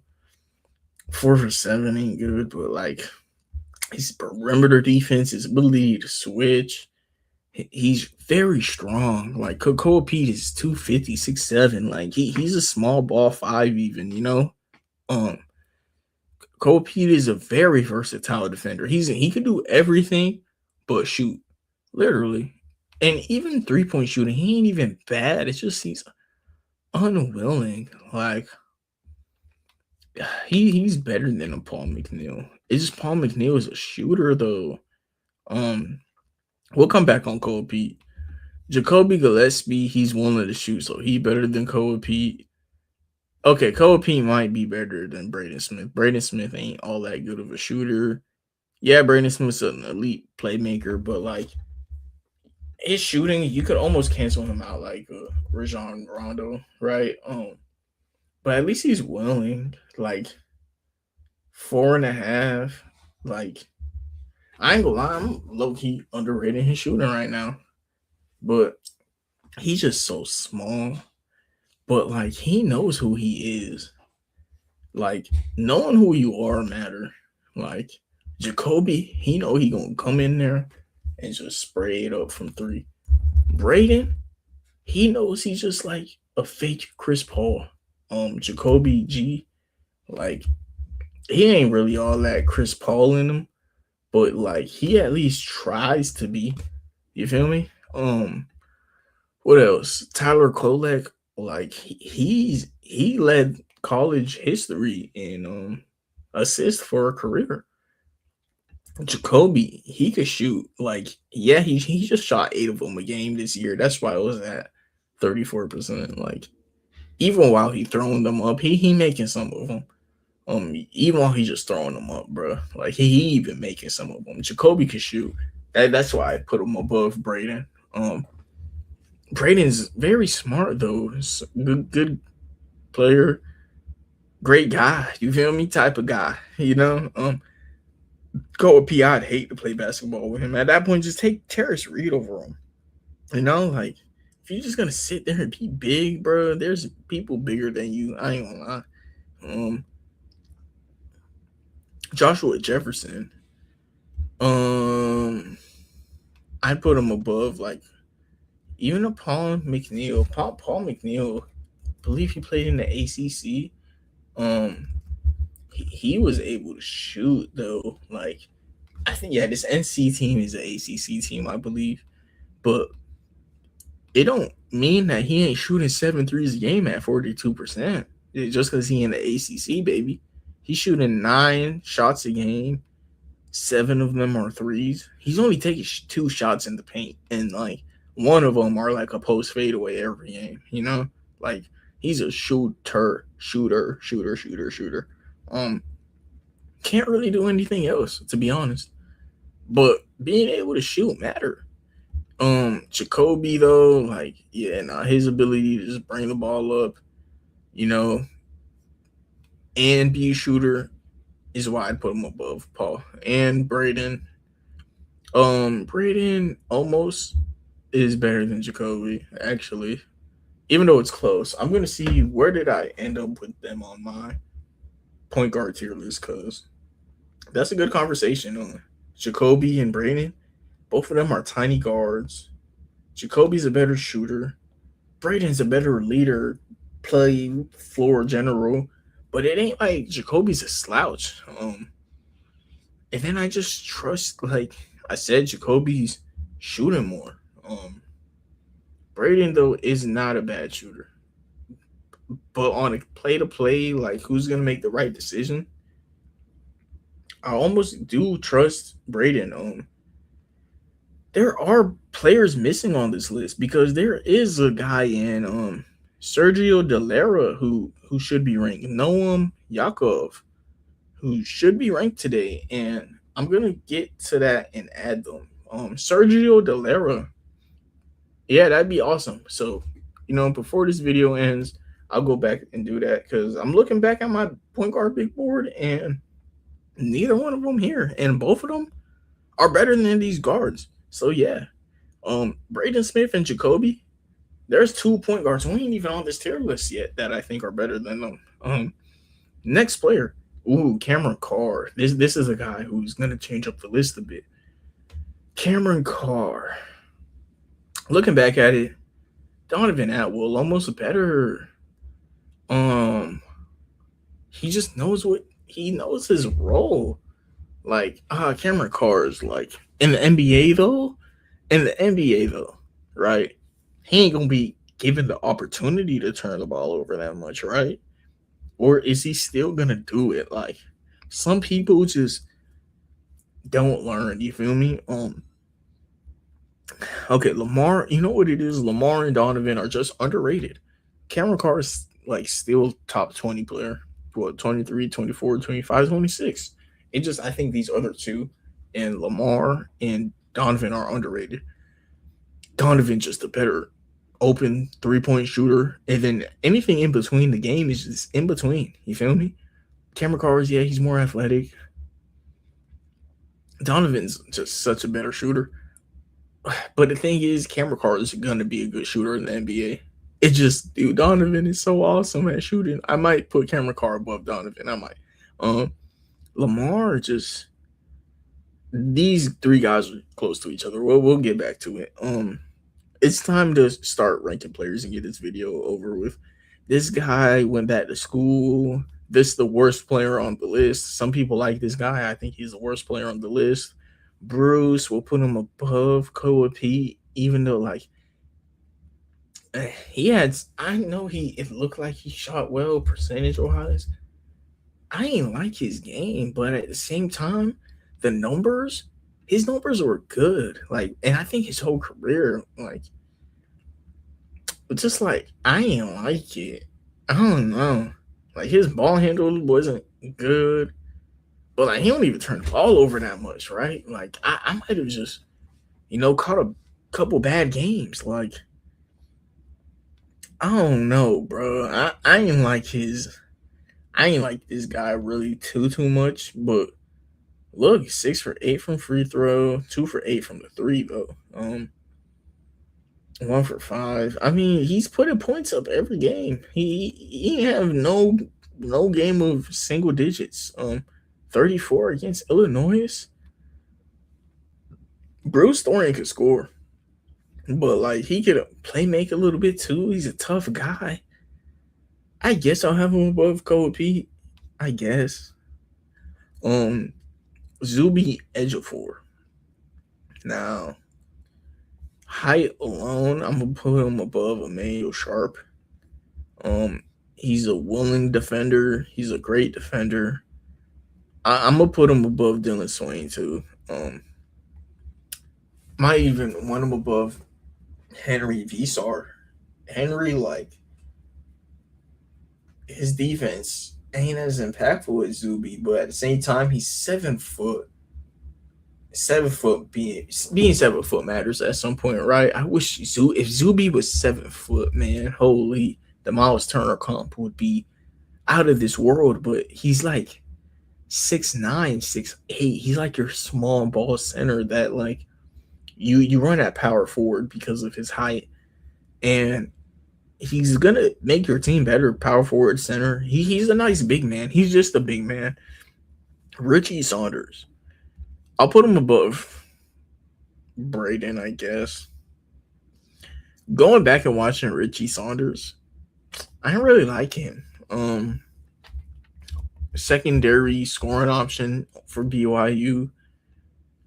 His game is very unathletic game to him. He hits threes. He hits his free throws.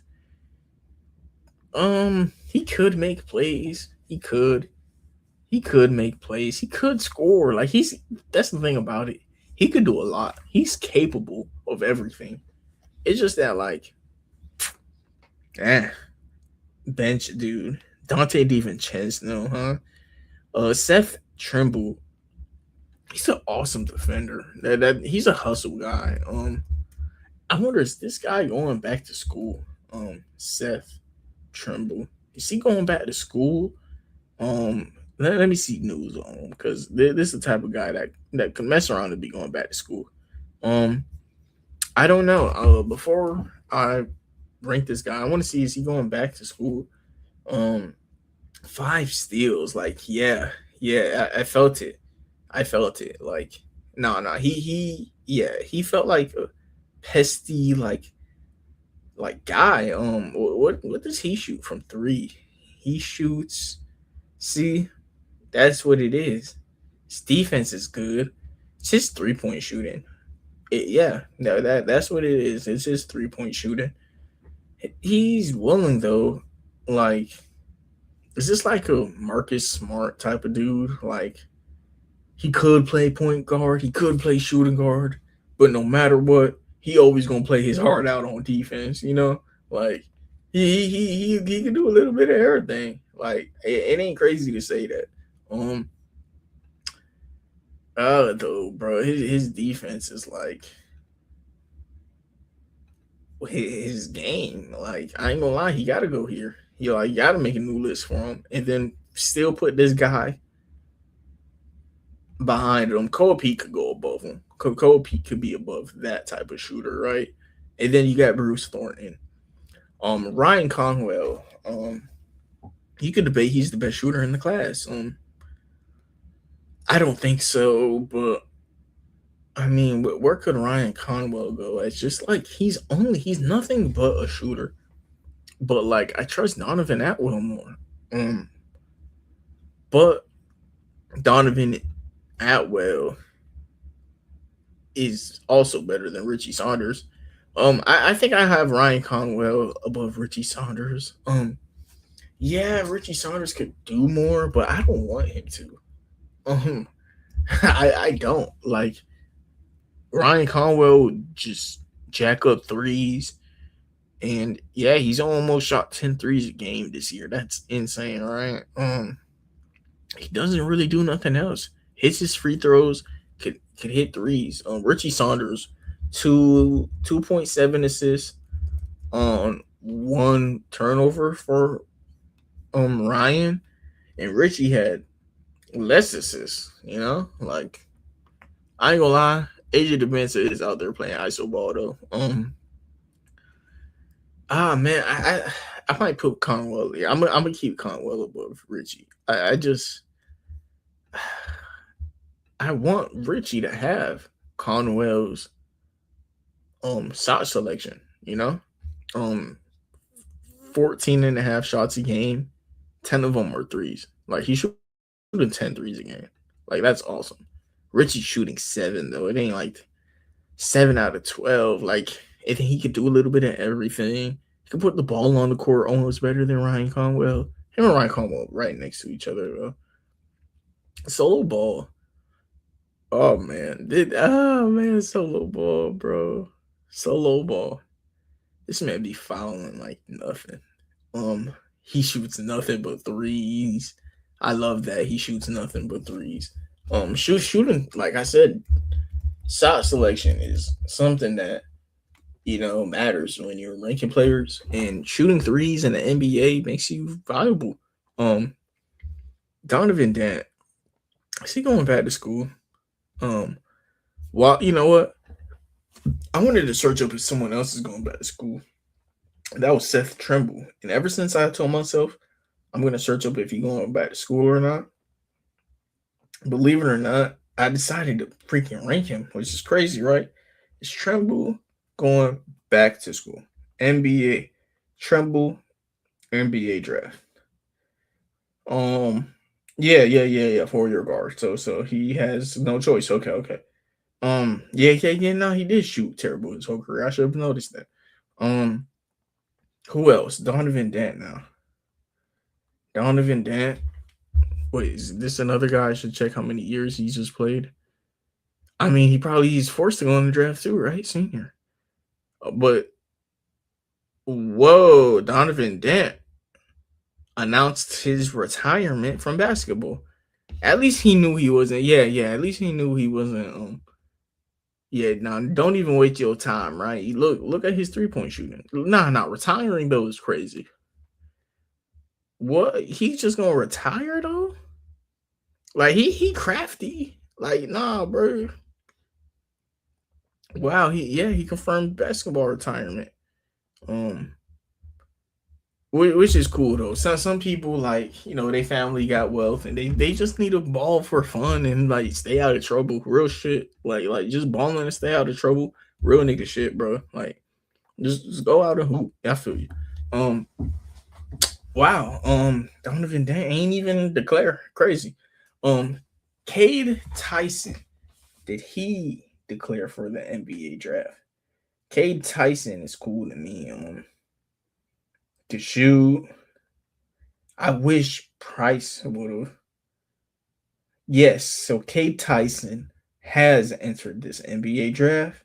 Last person I'm going to be checking is Price. Because if Price is, okay, he opted to return to, Price returning for a junior year is so annoying. So who? Cade is in the NBA draft. Allen Graves, I have not ranked yet. Wow. Fluoride, already ranked him. You gonna suck. Already ranked him. Y'all, we are actually getting closer to ending this video after what? How long have I been here? I don't even want to check. Just ranking my best players of college season. Best college basketball players. Okay, JB.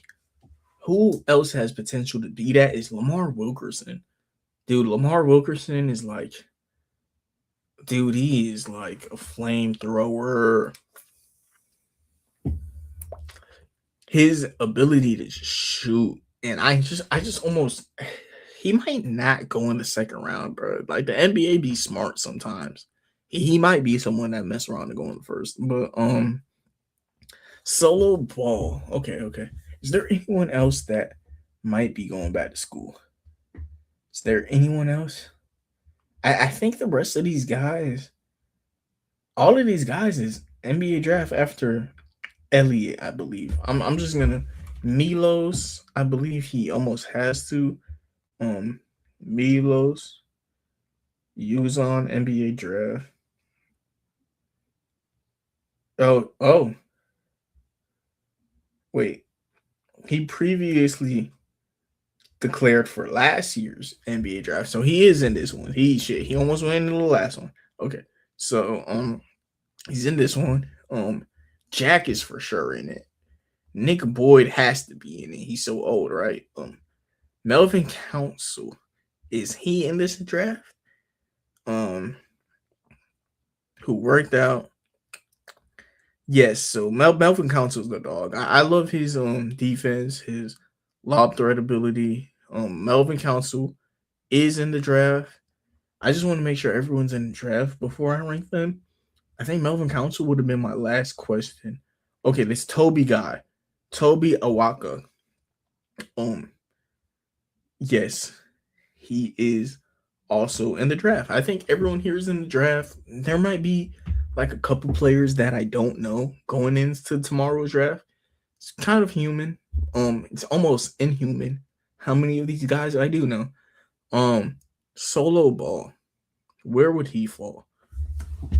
I never even looked up his numbers yet. Now we're back to ranking. I think right here is gonna be phase 2 of the video. Phase 2, where we're about to end this off. Or I can't say end it off, but we're about to have all these players ranked because Solo Ball can hit a free throw. Yes, he shot 30% from 3 this year, but like he hits them. It ain't like something like he totally neglect. Like he hit them things. He hit them. He shoot. He played D. Most of his shots are always threes. He could only play shooting guard though. He's nothing but a shooting guard. Like, he is nothing but a shooting guard. Okay, where does Solo Ball get ranked?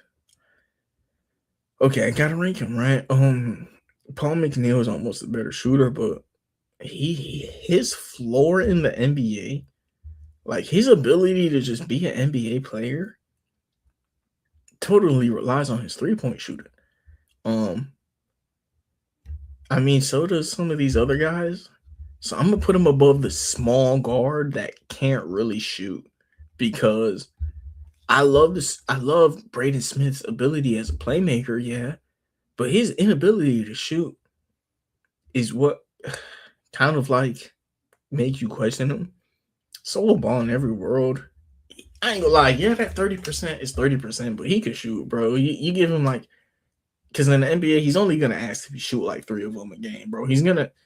He ain't breaking everything. Even if he do, he's gonna be shooting the right shots. Braden Smith, man, is almost better than Solo Ball. Look, Jacoby is where I'll draw the line. Jacoby's like same player, shot chucking threes because like he is a good shooter. Braden Smith isn't a terrible shooter though. He's like capable, but he's small. But like he's just way craftier at everything else besides shooting. But Solo Ball also has like 6 inches of height on him at some point, right? At least 4, no matter what. Like Solo Ball is like bigger, stronger. But Braden Smith got the other things outside. Jack Kalo, he might be someone whose stats don't pop up here. He played foreign ball. I don't think this is type of stats that we're gonna get, but we'll see. Let's see. Jack Kalo though, he's a combo guard out of Germany. He can shoot threes. I was going back and watching his FIBA with Heinz Steinbach because I didn't know Heinz Steinbach was just that good since FIBA. Jack Khalil ain't bad either. This is around his range though, in the like 30s. He has a lot of experience though, which makes me almost want to put him above a Solo Ball because his ability to shoot, his ability to defend is there. He's an all-around combo guard, just like being a combo guard, he has it all. He may not be as like good as some of these guys, but like he's been playing professional basketball for a while. I ain't gonna lie. But just because you playing professional basketball doesn't mean you're the best player on the team, right? That was Heinz Steinbach, which is why he's ranked as high as he is. But Kyle was like the number 2 option most of the time. Able to run the offense. I put him like above Solo Ball, like I said, yeah. Like Braden Smith, believe it or not, Kyle, like, he ain't like he's some reliable shooter, bro. I ain't gonna lie, like it ain't like he's some reliable shooter. Having him ranked 39th is actually like cool. Actually, Kyle, did he go back to school or did he commit to Gonzaga? I would love if Kyle is not in the NBA draft and playing college basketball. Let me see. And to remain, oh man, so he committed to Gonzaga and then changed his mind and will be going back to the NBA draft. Damn, bro. Nah, I would have loved Kyle, just seeing 1 year of him in college basketball, bro. I would have loved that, bro. But like he played Germany ball. He ain't been bad. Hey, this is perfect, bro. This is like perfect right here. Okay. Jalen Quintance, is he just here on some like because he's here? Henry Visar. I ain't gonna lie, Quintance is almost like, dude, you feel every single minute Quintance on the court. Visar, like, just his shooting was amazing. Zuby. Zuby's like almost as talented, if not more than VSAR, but VSAR just like 7 foot. You feel me? That's just what it is. Being real. Look, 2 blocks a game. He could rebound, but like VSAR 7 foot. Like that matters at some point. To me at least. May not to everyone, but what? Three threes a game, also 42% clip. He's also getting a block a game. Zuzubi might be like as talented though. I'll say that. Okay, so where was I? Jack Kyla. That's cool. So how many is that? So 31, 32, 33, 34, 35, 36, 37, 38. I knew that wasn't 40. So that's 38. 31 to 38. So what, like 39 to, if I had to guess, if that was 8, the last one was 7, the one before that was 6, the one before that was 5. I should maybe take a hint, right? What was the Wiggins? 7, 8, 9. So if I had to guess, this one would end at what? 48? Is that real math? Did I just do real math? I think so. What? 39, 40, 41, 42, 43, 44, 45, 46, 47. I was close. 47. We'll see. Solo ball, is he better than Cade Tyson? Cade Tyson had games where he didn't feel impactful. I didn't feel him, but he probably spacing out the court though, making other people's job easier. But having games where I don't feel your impact on the Minnesota Golden Golfers is kind of scary. I can't lie. But every year, but the year where just UNC decided not to play my boy, he's almost been a 50, 40, 90 guy. Like, this is the first guy who's legit been 50, 40, 90, and then UNC decides just not to play the man. This is crazy, right? Like, imagine if UNC just decided to play him. Like, if you delete this year where he played less than 10 minutes a game, these stats don't matter, and he's a 50, 40, 90 guy in college. Whoa, he's almost like legit the first 50, 40, 90 guy. 6'7", scoring 20 a game. I mean, this is a guy who probably lower than a lot of people should have him on their boards. 1 for 6 in the Baylor game, that's normal. Just have it a 1 for 6 game, that ain't crazy.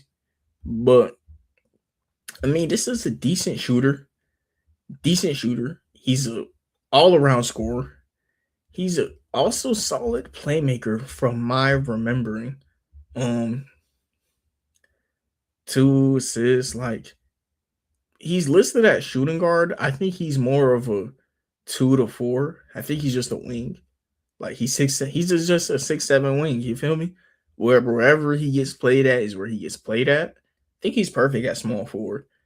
Defense ain't really all that wowing, but like, he's just a shooter that makes the right plays. Like, who did Jalen Tyson? Is that his name? Jordan Tyson? No, Jordan Tyson is his brother. Jordan Tyson, by the way, going into the NFL, blue chip prospect, awesome. But he reminds me of the Tyson. He Jalen Tyson on the Cavaliers. He just makes the right plays. He don't do too much. He's 6'7". When you 6'7" and just make the right plays, that almost make you as good as Dylan Swain. Dylan Swain defense is tough, but like, I feel like he got hold at UNC. I ain't gonna lie to you. Sharp is good. Sharp play defense too. Sharp plays defense, but Cade Tyson is like a top of the round 2 prospect to me. 6'7", can score. I love Cade Tyson's game. Just like I said, Jordan Tyson, he's just the perfect plug and play guy. Like, he ain't gonna do nothing to hurt you. Nothing he does could hurt you. Nothing Cade Tyson does could hurt you. Nick Boyd. I'm gonna start getting these players in spots. They're not gonna stay. I don't think they're gonna stay. But Nick Boyd could flat out score. He could play make. His 3-point shooting is low key like it's there. It's something that's possible. His creation is there. I like his creation more than these guys. I ain't gonna lie. Nick Boyd is better than Braden Smith and that such. Just off of his creation, Nick Boyd actually has a chance to be Jalen Brunson. He does. He has a chance to be like that late bloomer where like he just started popping, you know. Maybe my JB tier. Maybe I think I see where I'm gonna do with my JB tier, and I'm gonna just like put it right after 30. You know, like those guys that are those star players that are right above, right after pick 30. I know what I'm trying to say. Okay, this is what I meant. Okay, so boom, boom, boom, boom, like that. Like right here is the JB tier because you know there's 30 picks in the first round. Right after these first round picks, Nick Boyd and like Owe are your stars of round two, if that makes sense. Like these are the guys. Like he's like a round two AJ DeBanso where he played defense. He could flat out score from the mid range. He could flat out finish, but his 3-point shooting is why he's not like a consensus first rounder. He even played defense hard. Like this guy should almost be a first rounder, but his 3-point shooting is why we could look over him. But in the NBA, with how good of a scorer he is, who's to say a scorer this good and an athlete this good and a guy who cares about basketball as much as him isn't going to become a league average shooter? He become a league average shooter, he a problem. Nick Boyd, what if he wasn't just a man amongst boys? Because I ain't gonna lie, he was taking step back threes. He was taking step back threes. Like he was taking difficult shots. What if he's just a late bloomer? Like there are some guys that are late bloomers. Maybe he's just a late bloomer. Late bloomer because he was scoring some tough baskets. Those are the 2 stars of round 2 to me. Dylan Swain is almost like a round 1 player though. Like Dylan Swain might end up in the JB world. He might end up in my JB column. He might be the last guy in my JB column. I don't want to have too many Jaylen Browns. I think he's the last Jaylen Brown because like he might even be the top of that list. Nah. He might be in the back of it. Like he just like that's the thing about him. He's a star that doesn't feel like a star. Like he just plays his role, I guess. I'm watching Texas games and I don't notice him. I genuinely don't notice him, but his stats are always looking good, you know. Maybe yeah, I think that's what I'm gonna do with that. And then the next is 31. So they're 31, 32, 33. I'll change that after. But like, yeah. Those are like the top of the round 2 guys that almost they shouldn't be round 2. I know that they shouldn't be round 2, but someone has to be top of round 2, right? Those are like the top of the round 2 guys. Okay, what's next? Melvin Council. Melvin Council, he's a great backup point guard. He could play make, he could defend. Shooting is on and off. I don't think his shooting is there actually. Yeah, but solid backup point guard. Solid backup point guard. Can't really shoot though, right? Um, is that someone who you take like above a Seth Trimble? Is he someone you take above Seth Trimble? I guess he could play make better. Yeah, bottom of the league, bottom of the list guy. Ain't gonna spend too much time on it.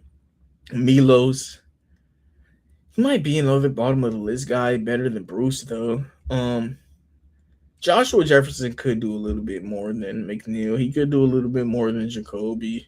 Jacoby's a flamethrower though. Joshua Jefferson is like a reliable player though. Like he could just score. He's just there. And my boy played for SMC. Like, come on. Um, I just that alone, right? Rebounding, he could do it. Playmaking, he could do it. Defending, he could do it. Like, just like a Tobias Harris, and you gotta respect it at some point, right? 50, his shooting ain't all that well, which is why I want to put him above a solo ball, but he's almost more versatile than solo ball. I can't lie to you. But solo ball, like solo ball is a way better shooter. Like solo ball is gonna eventually come through, play defense. Joshua Jefferson could do that too, though. Rebound, play make a little bit better. Yeah, Joshua Jefferson. I'm happy that I'm like putting him a bit higher. I'll put him higher than solo ball. I would do it. He Joshua Jefferson. Nah.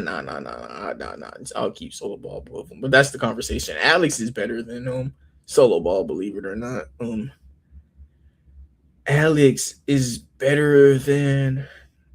I like him more than like a Ryan Conwell. Ryan Conwell could only play shooting guard. I understand that Ryan Conwell's a better shooter, but it ain't like he's gonna be able to shoot and play power forward for you. Alex Carabin, he for sure shouldn't ever play shooting guard, but like if you want to be weird, you could throw him at shooting guard. You could throw him at small forward. You could throw him at power forward. He's a wing. You could throw him at the wings. He's just a plug-in role player, like Georges Niang. This is your Georges Niang, and like, yeah, ranking Georges Niang in the 30s isn't crazy in the NBA draft. Kareem Lopez. Let's see. Carabin could also rebound. He's a cool playmaker. Yeah, I might just keep him above Ryan Conwell. Like I understand Ryan Conwell is a sniper, but like, what else after that, right? Like, yeah. Or what? Well, no matter what, Carabin like better than Braden Smith, or no matter what, he better than Khalil in every world. Don't no argument. Kareem Lopez. Kareem Lopez not bad. Before I check out Kareem Lopez, I want to see Alex Carabin game log recently. Like, was he just popping off the end of the year? Not really. Not really. Ryan Conwell a better shooter, right? But like I just like him. 0 for 5 for 3 from one game. Holy. Oof. 0 for 5 again, 0 for 4. Hopefully he don't have too many of those, right? I don't think Ryan Conwell capable of having that. I ain't gonna lie to you. But neither is he capable of logging minutes at power forward. Just because of his height. That's why I said like some of this height stuff do really get nitpicky, especially in the NBA. It's the NBA, right? I mean, 1 for 10 against Miami though, right? Ain't that a bitch? 1 for 10 is cracked from the three. Like that is nasty. Man. I do like Carabin. I really do like Carabin. Kareem Lopez, somebody I'm willing to put behind a lot of people, believe it or not. I'm willing to start him like behind Joshua Jefferson. I really like him. Like, you know what? He could be above Joshua Jefferson. Actually, he could. He's capable of putting the ball on the court. He'd be breaking from three just like Solo. Nah, he'd be breaking from three just like Solo. Nah, he cool. He cool. I gotta make another tier list. Wow. Add a row below. So Koa, Melvin, Seth, and Pierre, dude. Clearly the worst players in the class. Clearly. Yeah, I'm cool with that. Getting kind of wrapping up to this list. Wrapping it up a little bit. Nader Matt. if he was to go in round 2, then he could be in your JB conversation. But like, I can't wait to see where this like. I can't wait to see where Native Man goes. He's gonna go somewhere and be a menace. In every world. Um, is he better than Ryan Conwell? I think so. I think so. Ryan Conwell, like if he's gonna have game shooting like that, right? Nate Met could do the same. 1 for 10. I don't see why Nate Met can't do that. I don't see why he can't do that. Nate Met is also like I like him defensively. Yeah, over 3. I don't see why Nate Met can't go 1 for 10. Yeah, my boy Nate Met like go bar for bar with that. He did start going on a heater of 20-point games though. Um, a lot of going to the line though. It's really a heater of seasons. Like playing too physical. Like that's almost what it is with Native Man, bro. Like he ain't a star to be playing that physical, nor is he that big to be playing that physical. Bro, you 1, you 2, you almost 100 pounds at 6'11", bro. And then he got like the most like Durant type of game that is just not needed, bro. I wish Native Man was more of a play finisher. He'd be he'd be like first round pick if he was a play finisher. The reason I don't got him in the first round is he isn't a play finisher. Yeah, that's just what it is. He isn't a play finisher. He's a playmaker actually. And let's see his assist to turnover ratio. Exactly. Like that's why he's so flat for me. He's as flat as his assist to turnover ratio. Like that's how flat of a prospect he is. Um, he might just be number 30. Like he really might be. When you really think about it, he is like should be a first round pick, but like it's just nothing goes in. Nothing goes in. And then like you foul baiting in college, bro. Like that's how you scoring, bro. You foul baiting in college, bro. Like look at this. He was struggling until he got to the line 5 times a game, bro. Like he 29. Okay, so he went on this little heater right here, right? Let's see his free throw attempts on this heater. Yeah, look at this heater. On this heater, he got like 10 free throw attempts a game, bro. Come on, bro. That ain't a heater. Bro, that's the referees going crazy. Um, I do watch a lot of Nate Man's game. Like he reminds me of like a Jonathan Isaac with Kevin Durant shot selection. It's a good thing. It really is because Jonathan Isaac's a problem. Um, is Nate Man better than Jaden Quaintance? Is he better than Cameron Carr? Okay, he might be. He might be. He might be. Okay. Donovan knows his role. That's why I'm gonna put Donovan above him. I think he might be better than. I don't think that's crazy having Nate Man right next to Cameron Carr. He could not shoot as well, but if you gave him a whole career, because you gotta remember this is also like a big board going over their career projections. You give Nate a career to become a 3-and-D type of player. If he's mature enough to realize that's what he is, he's gonna be awesome. He just gotta know who he is, and he's a 3-and-D player. Like he need to stop with this superstar shit.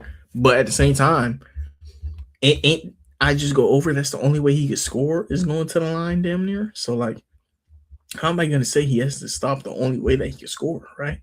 Like this guy only even that one game, if he got 11 free throws, he made 5 of them. Like what? As soon as he started hitting these free throws down, though, 20 point per game score all of a sudden, right? Yeah, that boy going to the line. Let's see his blocks. He got 2 in a couple games. That's cool. That's cool. He averaged 1.3 in the postseason. That's cool. Steals, he gets some. He gets some steals. He gets steals like some games. He gets turnovers every game. That boy is gonna turn the ball over a couple times. But you start putting the ball in his hands less. You pick late in the 20s. Most teams late in the 20s have a lead guard, a lead ball handler.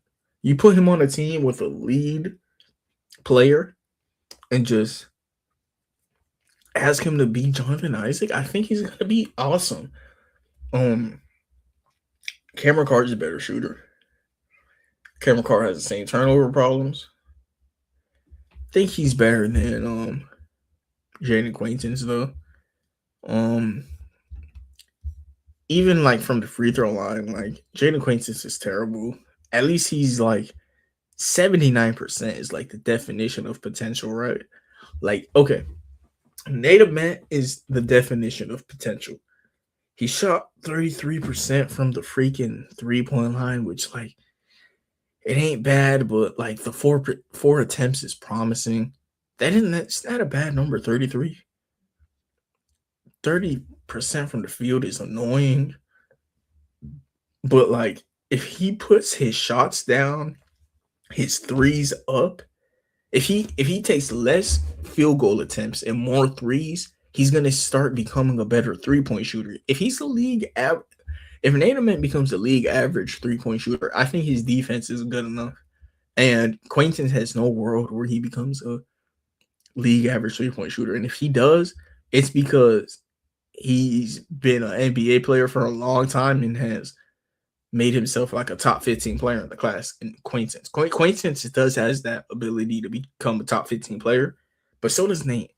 Nate does has potential, like free throw shooting, everything. Nate's awesome. Nate is awesome.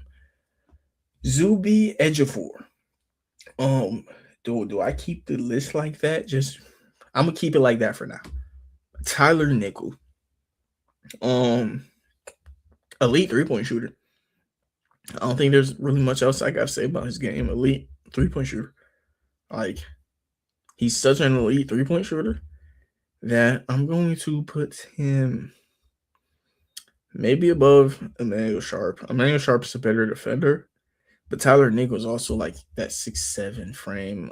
Tyler Nickel's, in my opinion, a better shooter than Ryan Conwell. And any Ryan Conwell fans, I do think Tyler Nickel's a better dead-eye shooter. Like, coming off of screens, he's 6'7", so he has a higher release.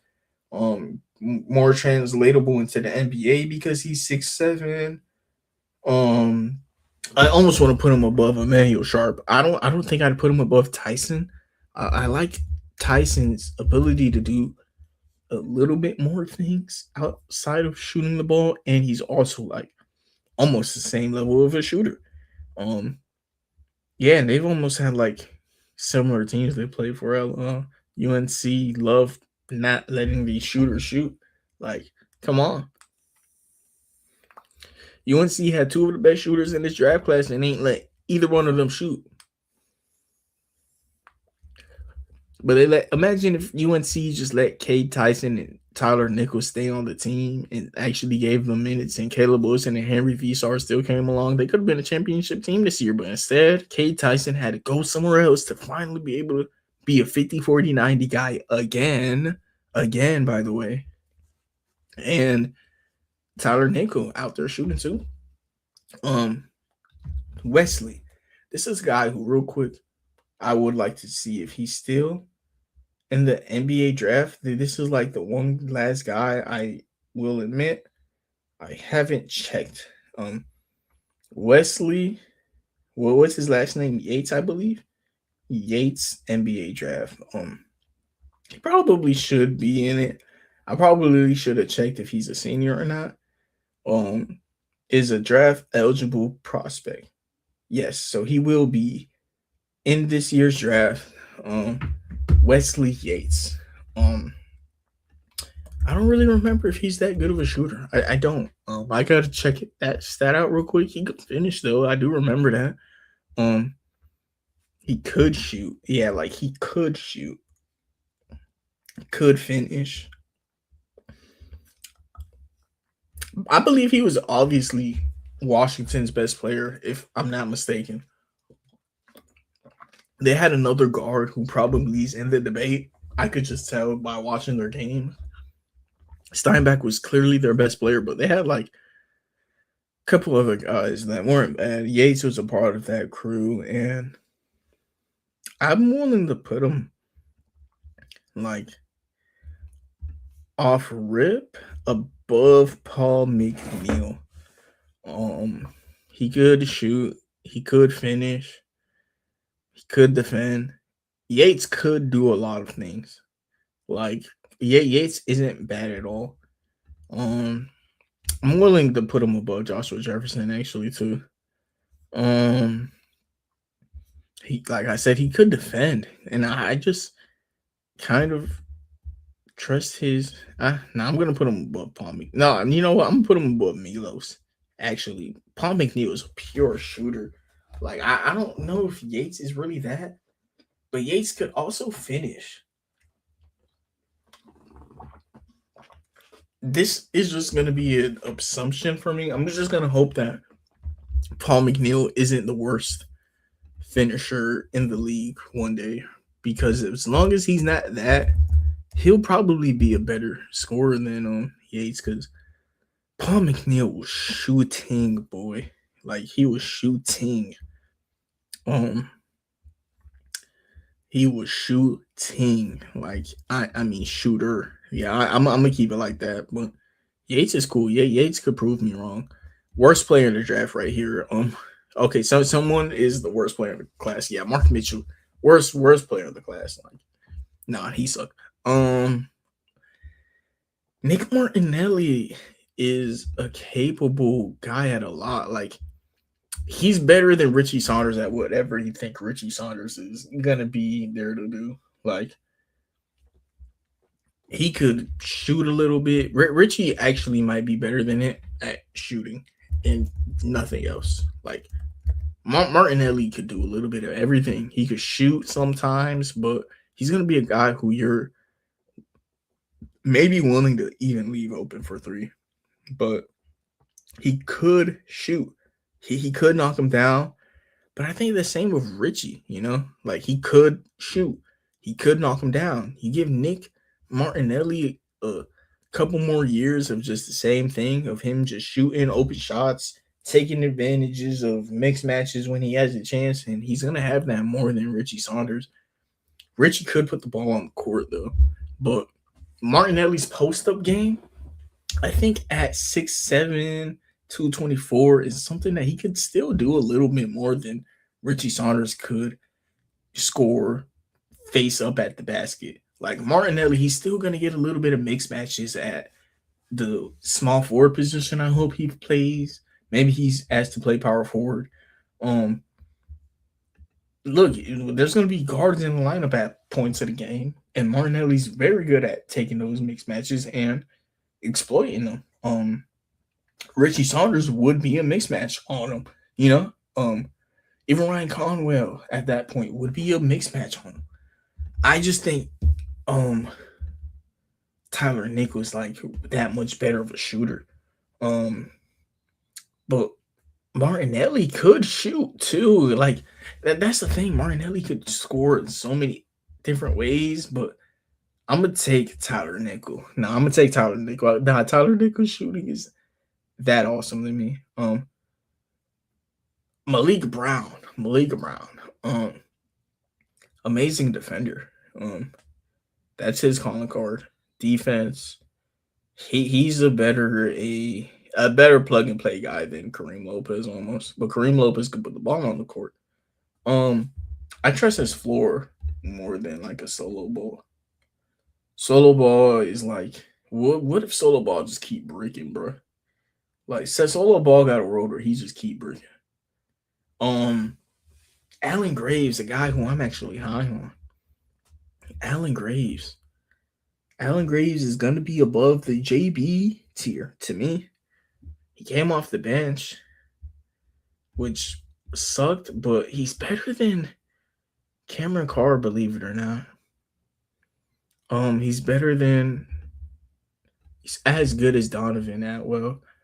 he might be better because he could set screens, he could post score, he could set screens so good. I'm gonna put him right next to Bennett Sturts. Um, I think he's better, but Bennett Sturts could play make legitimately. Um, yeah, yeah, I like that. I like him right above Bennett, right next to Bennett Sturts. And a lot of situations, I probably see where they go with each other in a draft, but in drafts, there's so many guards that are above Sturts that Alan Graves is he like ranked as the second best small forward here? He almost is, right? So that's why like in a mock draft he probably go above Sturts, even though like I have Sturts higher than him. There's just like seven other guards in front of Sturts, and one of them might still be on the board because the center class at this point, there's only one ranked above Alan Graves. I doubt only one center goes above Alan Graves. Center just something that certain NBA teams need, you know. But Alan Graves is a top 30 player to me. He could shoot,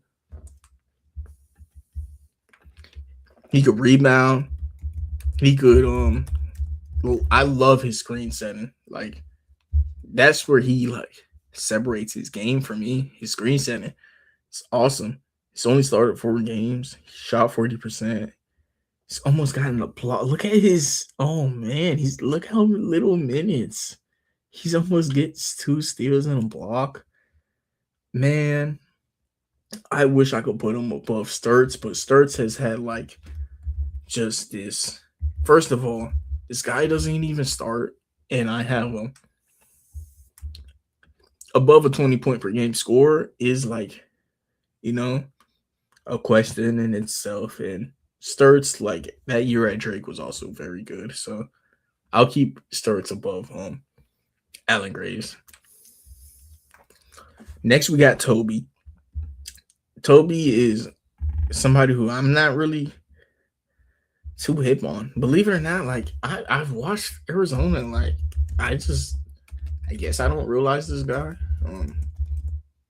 I just don't realize him, I guess. I don't know. It's just I haven't realized him. It's just that simple. Does he shoot threes? So this is another guy in the dunker spot. Like, how do him and Kobe Pete work? How did this team just win a championship with like 3 non-shooters? That's how you know Braden Burry's a dog. I don't even know, bro. He was coming off the bench, huh? Um, I mean, coming off the bench with those numbers, not even bad, bro. I almost want to put him like right next to Cole Pete, right? But like, I didn't really watch this game. I'd be lying to y'all. But this dude, he sucks. Like, I wasted my time. I wasted my time. Um, I can never get this time back from watching this guy. Oh, Trey White. Trey White was cool. Um, Trey White was cool. Trey White could play make a little bit. He could shoot a little bit. He could defend a little bit. Trey White's a little bit of everything. Trey White is better than Jacoby Gillespie because at least like he could do everything. He's almost better than Joshua Jefferson. Like he's just able to do a little bit of everything. Better ball handler. Joshua Jefferson better. Okay, yeah, no, Joshua Jefferson better. Joshua Jefferson better. What's his 3 point shooting numbers? Yeah, yeah, nah, I ain't gonna lie. These shooters better too. These shooters are better. You know what? Milo's better. White though, Kansas' ability to win games with Darren Peterson not in games. He is a big reason why. He was a big reason why, but I just think there's better shooters. You got Milos, who's an awesome playmaker, could shoot sometimes too. Yeah, I'm cool with that. Bruce, uh, Trey White, Loki isn't. Yeah, no, Trey White, Loki is like a bottom of the list type of player for real. I ain't gonna lie, but he was cool. He was cool. Graham Ike is someone who I liked. Zuby is cool. Zuby is cool. Graham Eke though, like he could defend, he could shoot, he could put the ball on the court a little bit too. I think he's a legit scorer. Um, I think he's a fine 3-point shooter. Eventually, he's gonna be something he could do. Maybe you put Terrace Reed above him though. You know what? No, I'm gonna keep him one spot above Reed. No, but Terrace Reed is like Terrace Reed's college stats was confusing me. I gotta check out this game log real quick. Um, bro had like a 30 point, 30 rebound game in March Madness or something. Like his game log was confusing me. It wasn't making sense. 30 points. Yeah, he literally did. He had a 30 point, 30 rebound game. I literally like, yes, of course he did. Dude, it didn't even look real. Like his stats just, it was just fake, bro. Like this was fake. Um, he does have potential to be this type of player though. Like grab you a lot of boards. He's just big and strong, and having that in the middle is very valuable, especially when you got Braylon Mullins going over 8. You need all them offensive rebounds. Solo ball, like I said, he the brick waiting to happen, but he won't shoot him. Like he at least gonna throw him up. And Carabun, and that's why I said I feel like he hits them most of the games, bro. But like everybody destined to miss, right? Um Reed though, he been a great player since like his younger days, you know. Reed has had a whole career of being a good player. Isn't this against St. John's? Isn't this against Zuby? Yeah, this is against Zuby. And look, he totally outclassed him, you know? Something that he's capable of doing, like just totally outclassed Zuby. Zuby's ability to shoot is like there though, but I might have to like start putting some more respect on Reed's name, right? Like, isn't he what you would want out of Jaden Quaintance? Like, at some point, he's always been this too. Like, Reed has been this since like high school ball, no cap. Like, I think Reed Loki plays in Florida. No, he don't. But he's had to play like here for something. I don't know. Reed is a dog, even against Duke. Like, what a close game, right? They beat Duke actually. Like, come on, man. You got to start putting some respect on Reed's name, Mar. Don't I got to start putting some more respect on this man's name? Like, his inability to shoot is there, but his ability to be a legit option is awesome. Almost more reliable than Quaintance, right? Vsar, wow.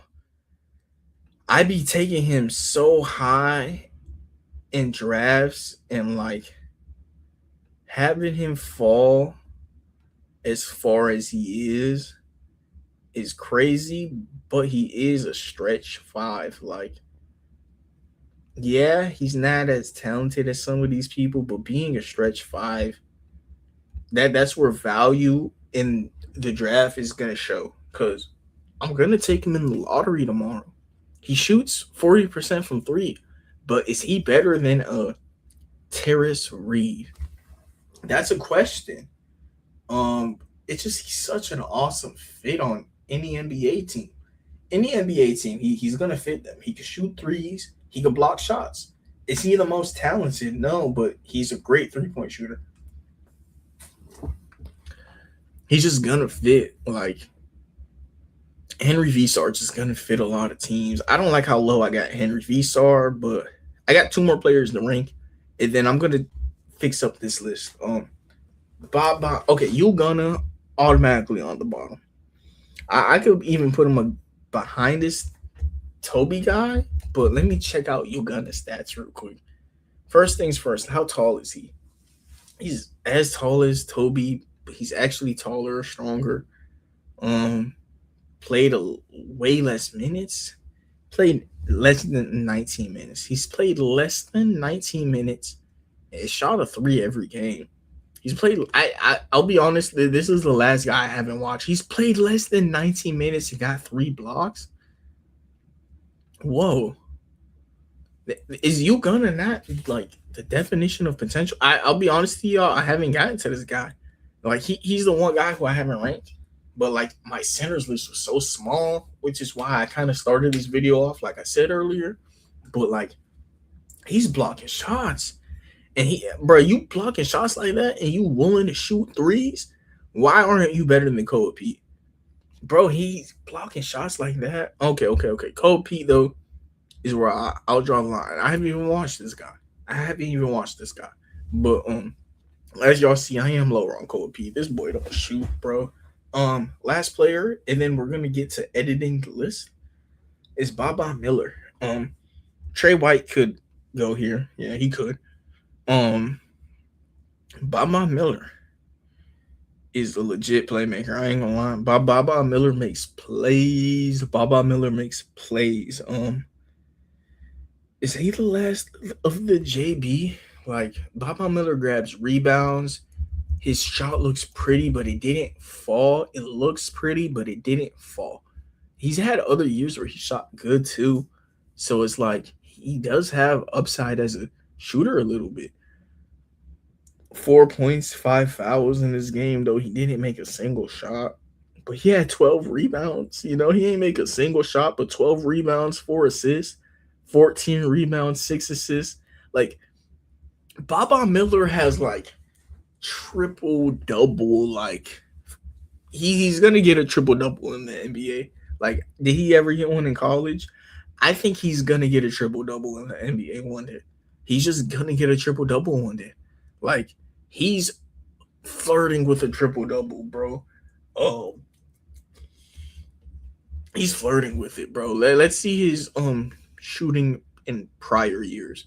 34, 29. It's like he's willing to shoot, but they don't fall. He's a great passer. He blocks shots. He's almost 7 foot. Baba is just like a upside thing. Like he is the definition of upside. He has so much upside that I'm willing to put him like above a Kareem Lopez. Like this is where now we get to like go back and nitpick this list because this list isn't done. I'm so happy that I finally got like all the players though out of the way. So let's see how many players this ended up being. Milos, first things first, I want to fill up the bottom tier. I want it full. Just have it full. Right? So we can have that template going back how it is. I think I gotta just make another row. Add a row below. So stops here. You got the JB tier. Like this is like end of round 1 prospects. This is like where your round 2, like this is the top of the round 2 guys that could low key like change how people view this list. So 31, 32, 33, and then 34 is where the list starts back up, right? Henry Vesar at 34 just feels low. Terrence Reed, though, a better rebounder, almost like a better defender. Better rebounder, better defender. Henry's inside presence is nothing to be like played with, though. Ah, man. Henry's a dog. Should Donovan be above both of these guys? Donovan's almost a first round. Not his shooting alone, bro. It may be I'm just overrating him today. Right as I'm getting to the draft, I just fell in love with someone in Donovan Atwell. He's not even that good of a defender, is he? Bro, I don't care. Donovan Atwell, you just have to guard him in the NBA. Like, just gravity alone, you have to guard this dude. Like just off of the ability to shoot. He's not a small guard. I'll say this though. He is like only a shooting guard for real. Like he's only a shooting guard. Like so some guys, him and Carr are only shooting guards. I'll say that. Um is Carr better? Is Carr better than Donovan Atwood? Because at the end of the day, both of these guys are gonna come into the NBA as shooters. You know, Cameron Carr, he does have a little bit more upside though. He does. I'm not neglecting that. Let me see Donovan Atwood's game log. Like, I'm gonna see how he's played in his recent games. Dude, 2 steals is cool. Look at these 3 point numbers, man. Dude, these are nasty 3 point numbers, man. Dude, his ability to shoot alone, man. Like, got you a 20-point game to start off the year. 6 for 13. And then his field goal was 6 for 13. He shot nothing but threes. Hell yeah, man. Um, he's had another 20-point game against Colorado, 26 against KSU, and they even have PJ Haggerty and boys in that team. I'm happy that I said that because there are a couple of guys who I haven't ranked. Giannis traded. This is not a drill. Is this the way, y'all, that I just got Giannis news? Did I just like go into the chat and see Giannis got traded, y'all? Like, oh wow, Giannis is on the Heat. I'm a Heat fan. There's no way is this real, right? Is Giannis a Heat? Is Giannis on the Heat? Yo, Giannis is on the Heat. Let's go. So we gave up Tyler Hero, Khalil Ware. Dude, I love Khalil Ware. Um, 3 first. Wow. So we did it. Um, Giannis to the Heat, Heat Nation. Oh man, I'm kind of head on a swivel. This is a great trade for the Bucks. Great trade for the Bucks. Tyler Hero. You get Khalil Ware and Miles Turner. Like that 2 stretch 5s. Like you could almost compete if you get the right point guard for this Bucks team. You got 2 centers that could, match up against the Heat. Well, we'll see what the Bucks do. This is awesome. This is awesome for basketball. The Heat finally did something. Um, nah. Oh, we got Giannis. We got Giannis. Oh man, we just gave up so much, but it's Giannis and bam, let's go. No, I wanted Hero off the team. I wanted Tyler Hero off the team so bad. Oh man, Giannis is like the perfect thing to go after Wemby. Oh, we back in it, man. We back in it, man. We got Giannis. We got Giannis. Bam. Wiggins can play defense. Oh, we got Giannis onto the cool ball. Oh, let's go. Let's go. He's old, injury prone. Let's just pray that he stays healthy and we make the playoffs. That's all we need. All we need to do is make the playoffs. And we got Bam and when we got Bam and Giannis coming at Wemby. We got Bam and Giannis coming at Shea. Now we lit. Giannis could really play center for us because he's gonna be grabbing rebounds. Him and Bam are like our bigs. Him and Bam are our bigs, obviously. We got Norman Powell and Andrew Wiggins and Davion Mitchell. Like that's so legit. Let's go. Totally sidetracked. Oh, yo, we got live Giannis trade. We got Julius Randle trade. Let's go, Giannis. Let's go. Heat Nation, let's stand up. We ain't getting none of these guys though. But who cares? We just got Giannis. Gave up a lot though, bro. It's like we almost got to win the championship. Oh, I like that though. I like that though. I like that expectations now. Oh, let's go. Let's go. Um, Donovan Atwell. Okay, so that's what we were on. Y'all just saw how I got that news too, which is awesome. I just like went to the stream settings and my boy getting traded, boy. Let's go. Um, PJ Haggertory. Okay, that's what I was doing. There are players that I don't have ranked here. Like PJ, I'm pretty sure he's in this draft class. Like he almost has to be, right? But I mean, is this the type of player I'm willing to like change this video on?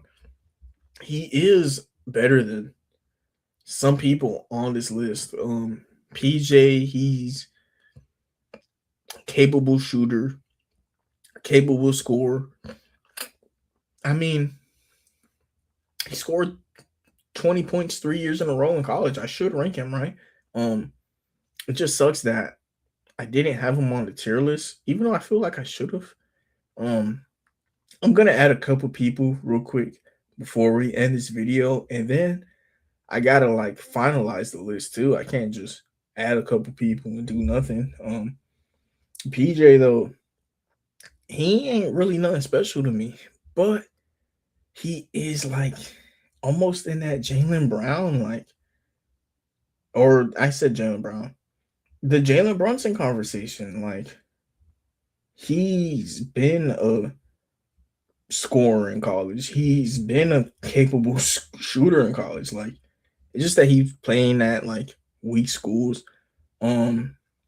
His game, I don't really remember it, but I do remember him being like the obvious star of his team. Like watching him play, he was obviously the star of his team. I don't even remember if he left or right-handed. Like I don't really remember his game. It was a little bit like, I don't know. PJ's game, it's not like he was like, oh my goodness, jaw dropping.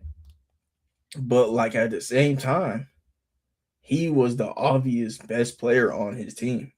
20-point per game scorer every year he started. He's been a 20-point per game scorer since he started. I feel like that's someone I almost have to rank just like off the strength of doing this, right? Like 20-point per game scorer every time he's played.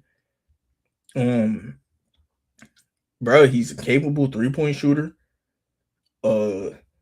Like he actually has star potential, believe it or not, PJ. Who else did I leave off this list? I left off Noam and Sergio. Sergio actually is tough. Gonna add them to the list now. And then I think that's gonna be like the last 10 minutes of the video, me just reorganizing this list. The last 10 minutes. I'm looking through anyone who I could have missed, like a PJ, Dylan Swain. I'm so happy that I realized I missed him on the small forwards video. That's a huge miss on Dylan Swain. But Noam and Sergio, adding them to the list now. Sergio is like going on Dragic type of potential. I actually like his game. See, I'm scared to hit reset, and like I just added them onto the list, but I'm kind of scared to hit reset. And like, what if the whole list resets, right? Even if the whole list resets, I'm gonna take a picture so like I could just do it real quick with y'all to end off the video, and that's how we'll end it. No matter what, we're gonna get Sergio, we're gonna get Noam, and we're gonna get PJ on this list. Hopefully I don't have to like re-entirely do it. I think just y'all, do y'all think hitting refresh is gonna start over the whole list? Hopefully not. Okay, I just took a picture of the list. I'm gonna hit reset and hopefully, yes, it just added them. Thank you. I was so scared. Okay, so Sergio is low key. He first round. He better than Lamar. Sergio might be better than Bennett Sturts. He's actually no, he's not.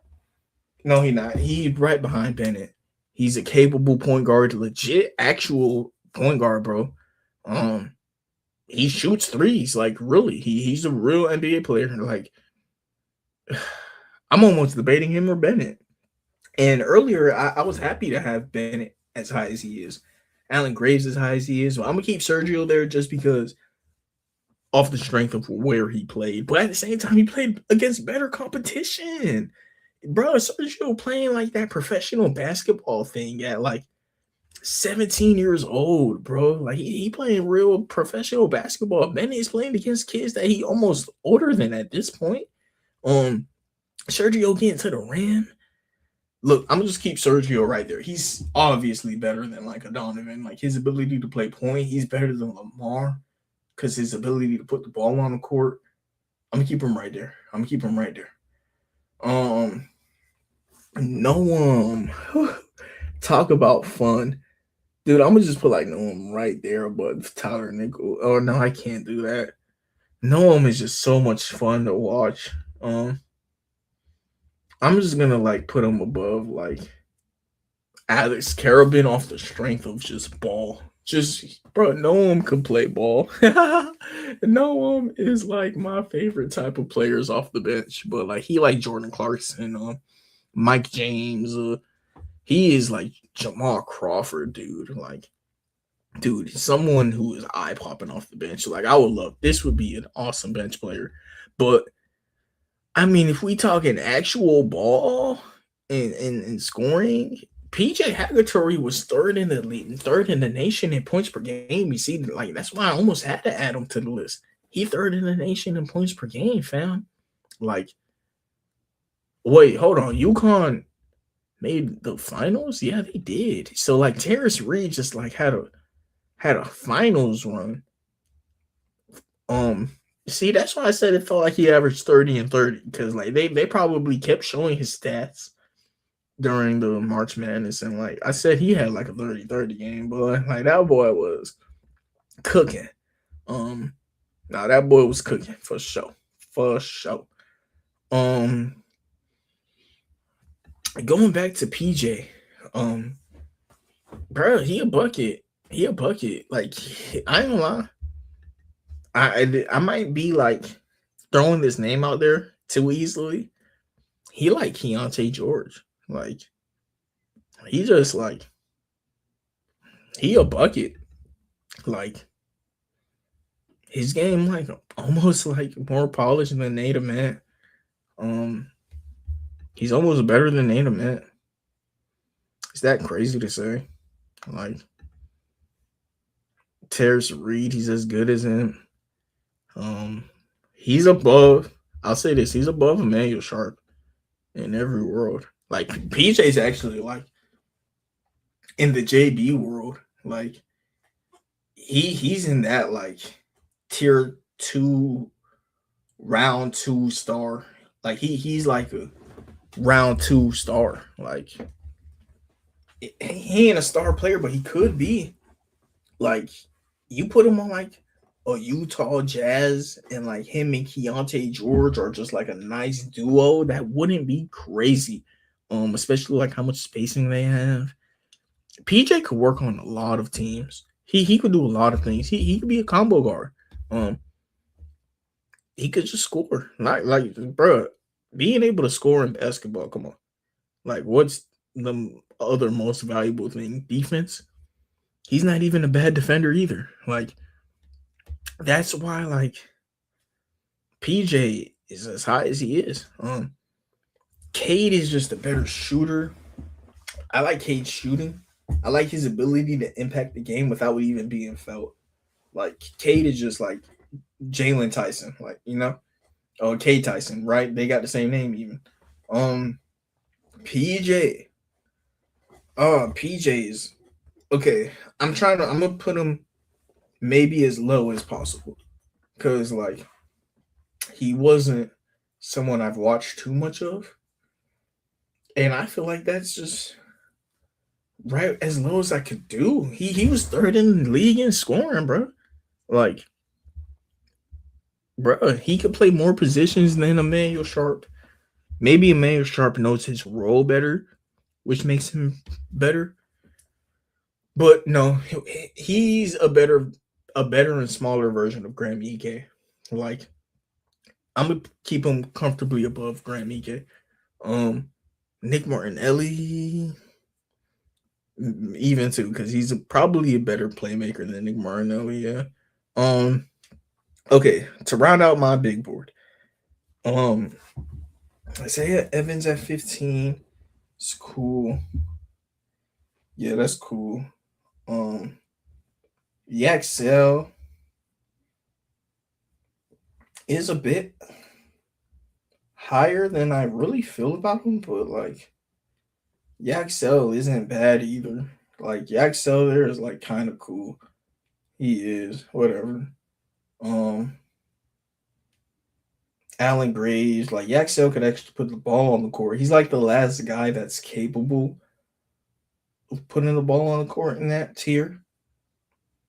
But at the same time, then you got your Jalen Brunsons where like Yaxel almost like fits better. Like is Owe in okay? Is there a world where Owe is better than Yaxel Leonard?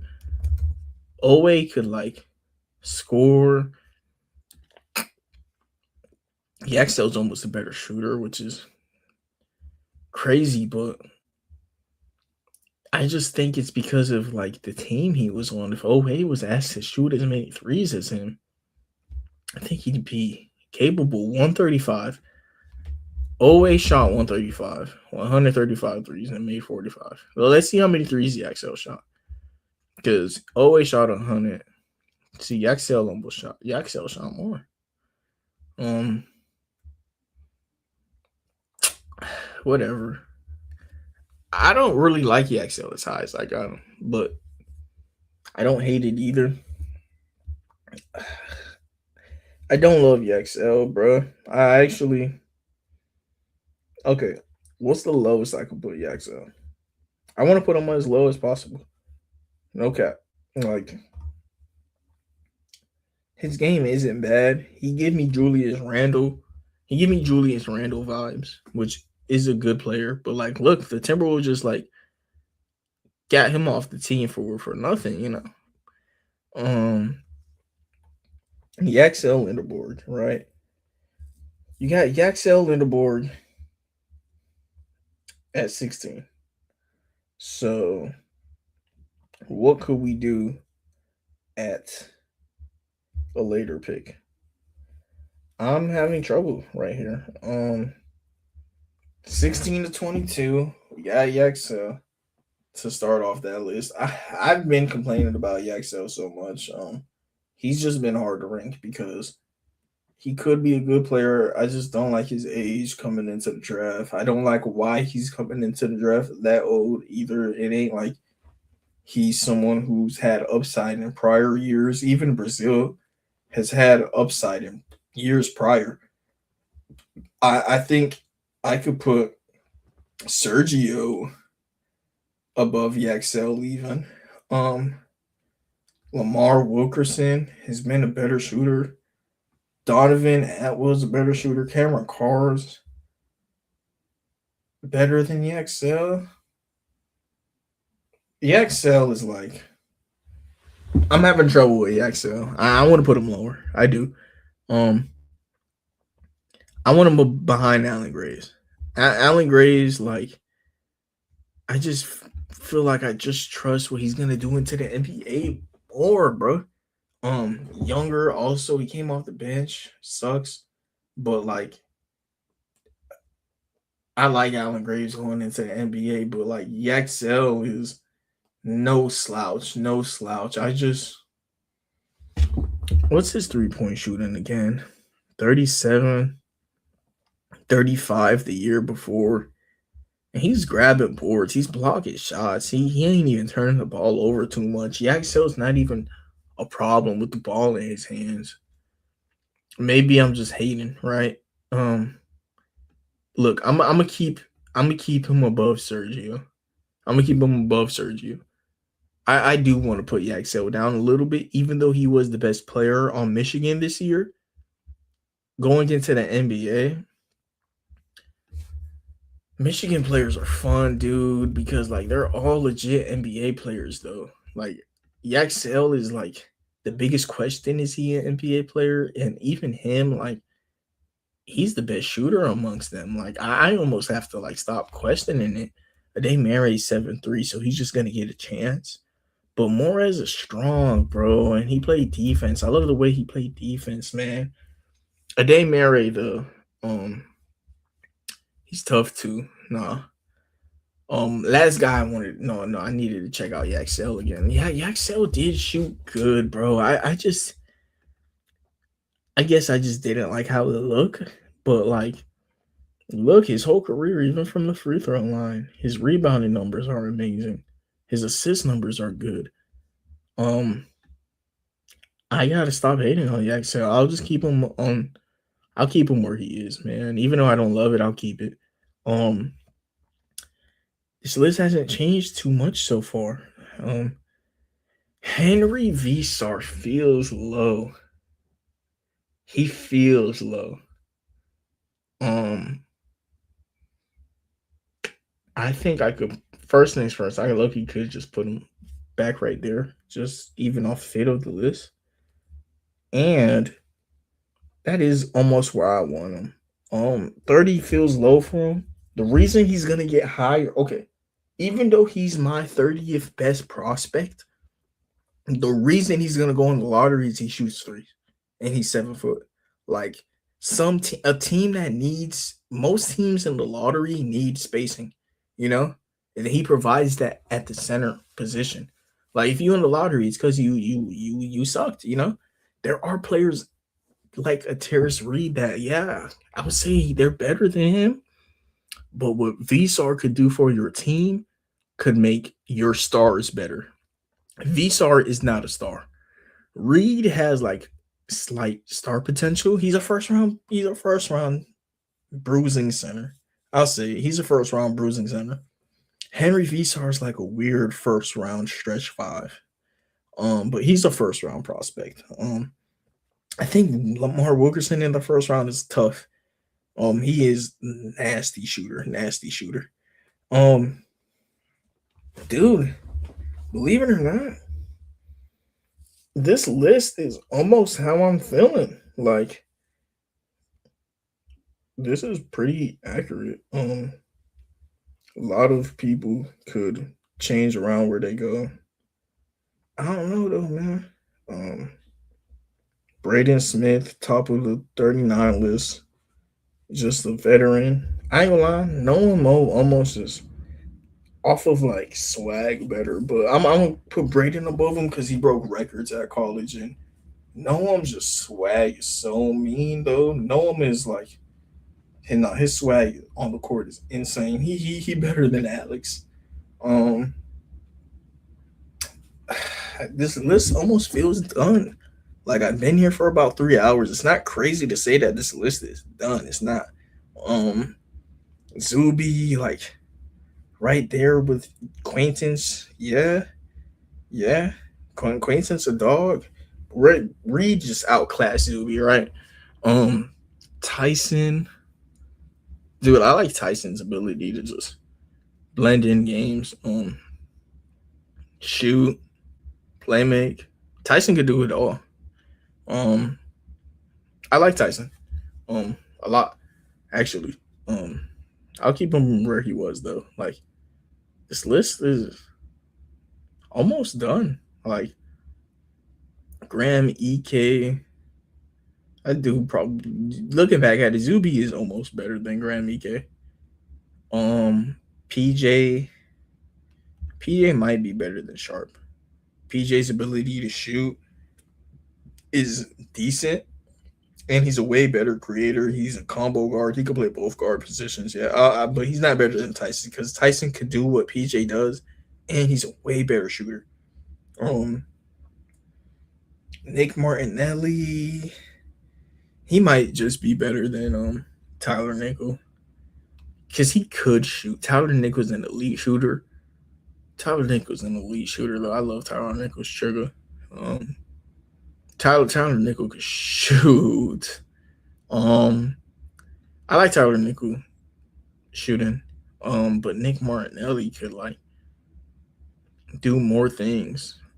Uh, that's a tough one. Martinelli or Tyler Nichols. I'm gonna put Martinelli and Tyler Nichols a better shooter than Como. I'll stick to that for sure. I do think that highly too. Um, Dylan Swain or Nick Boyd. Nick Boyd was hitting threes, boy. Nick Boyd was just hitting shots, bro. Bro, let me see something about Nick Boyd. Like, no, dude, Nick Boyd. No, bro. Nick Boyd was just hitting shots, bro. Like, why is Nick Boyd as low as he is for people? Dude, look at that. 6 assists, 1 turnover. What is this team that they're losing to though? Like, come on, y'all better than this. Blackwell. I this Blackwell guy was making noise. John Blackwell. He was making a lot of noise. How many years has he played? Is this guy qualified for the draft? Like watching Wisconsin, I ain't gonna lie, he's rankable. John Blackwell NBA draft. Did he declare? He withdrew, so he's going back to college and he's gonna play at Duke this year. That's awesome. This John Blackwell guy will be a Duke player. Um, I mean, going back to the list, Baba Miller. That is someone who, I mean, he almost is better than Noam. Like Baba Miller, he's gonna hit shots eventually, bro. Like he just is. His free throws and stuff are bad too. Is he gonna hit shots eventually? Baba Miller is a jumper away from being like the best player on this. Okay, I'm willing to put even Baba Miller on like that level, or no, we'll keep him at 39 like that because now you gotta add a shot, boy. No. I'm cool with Baba Miller.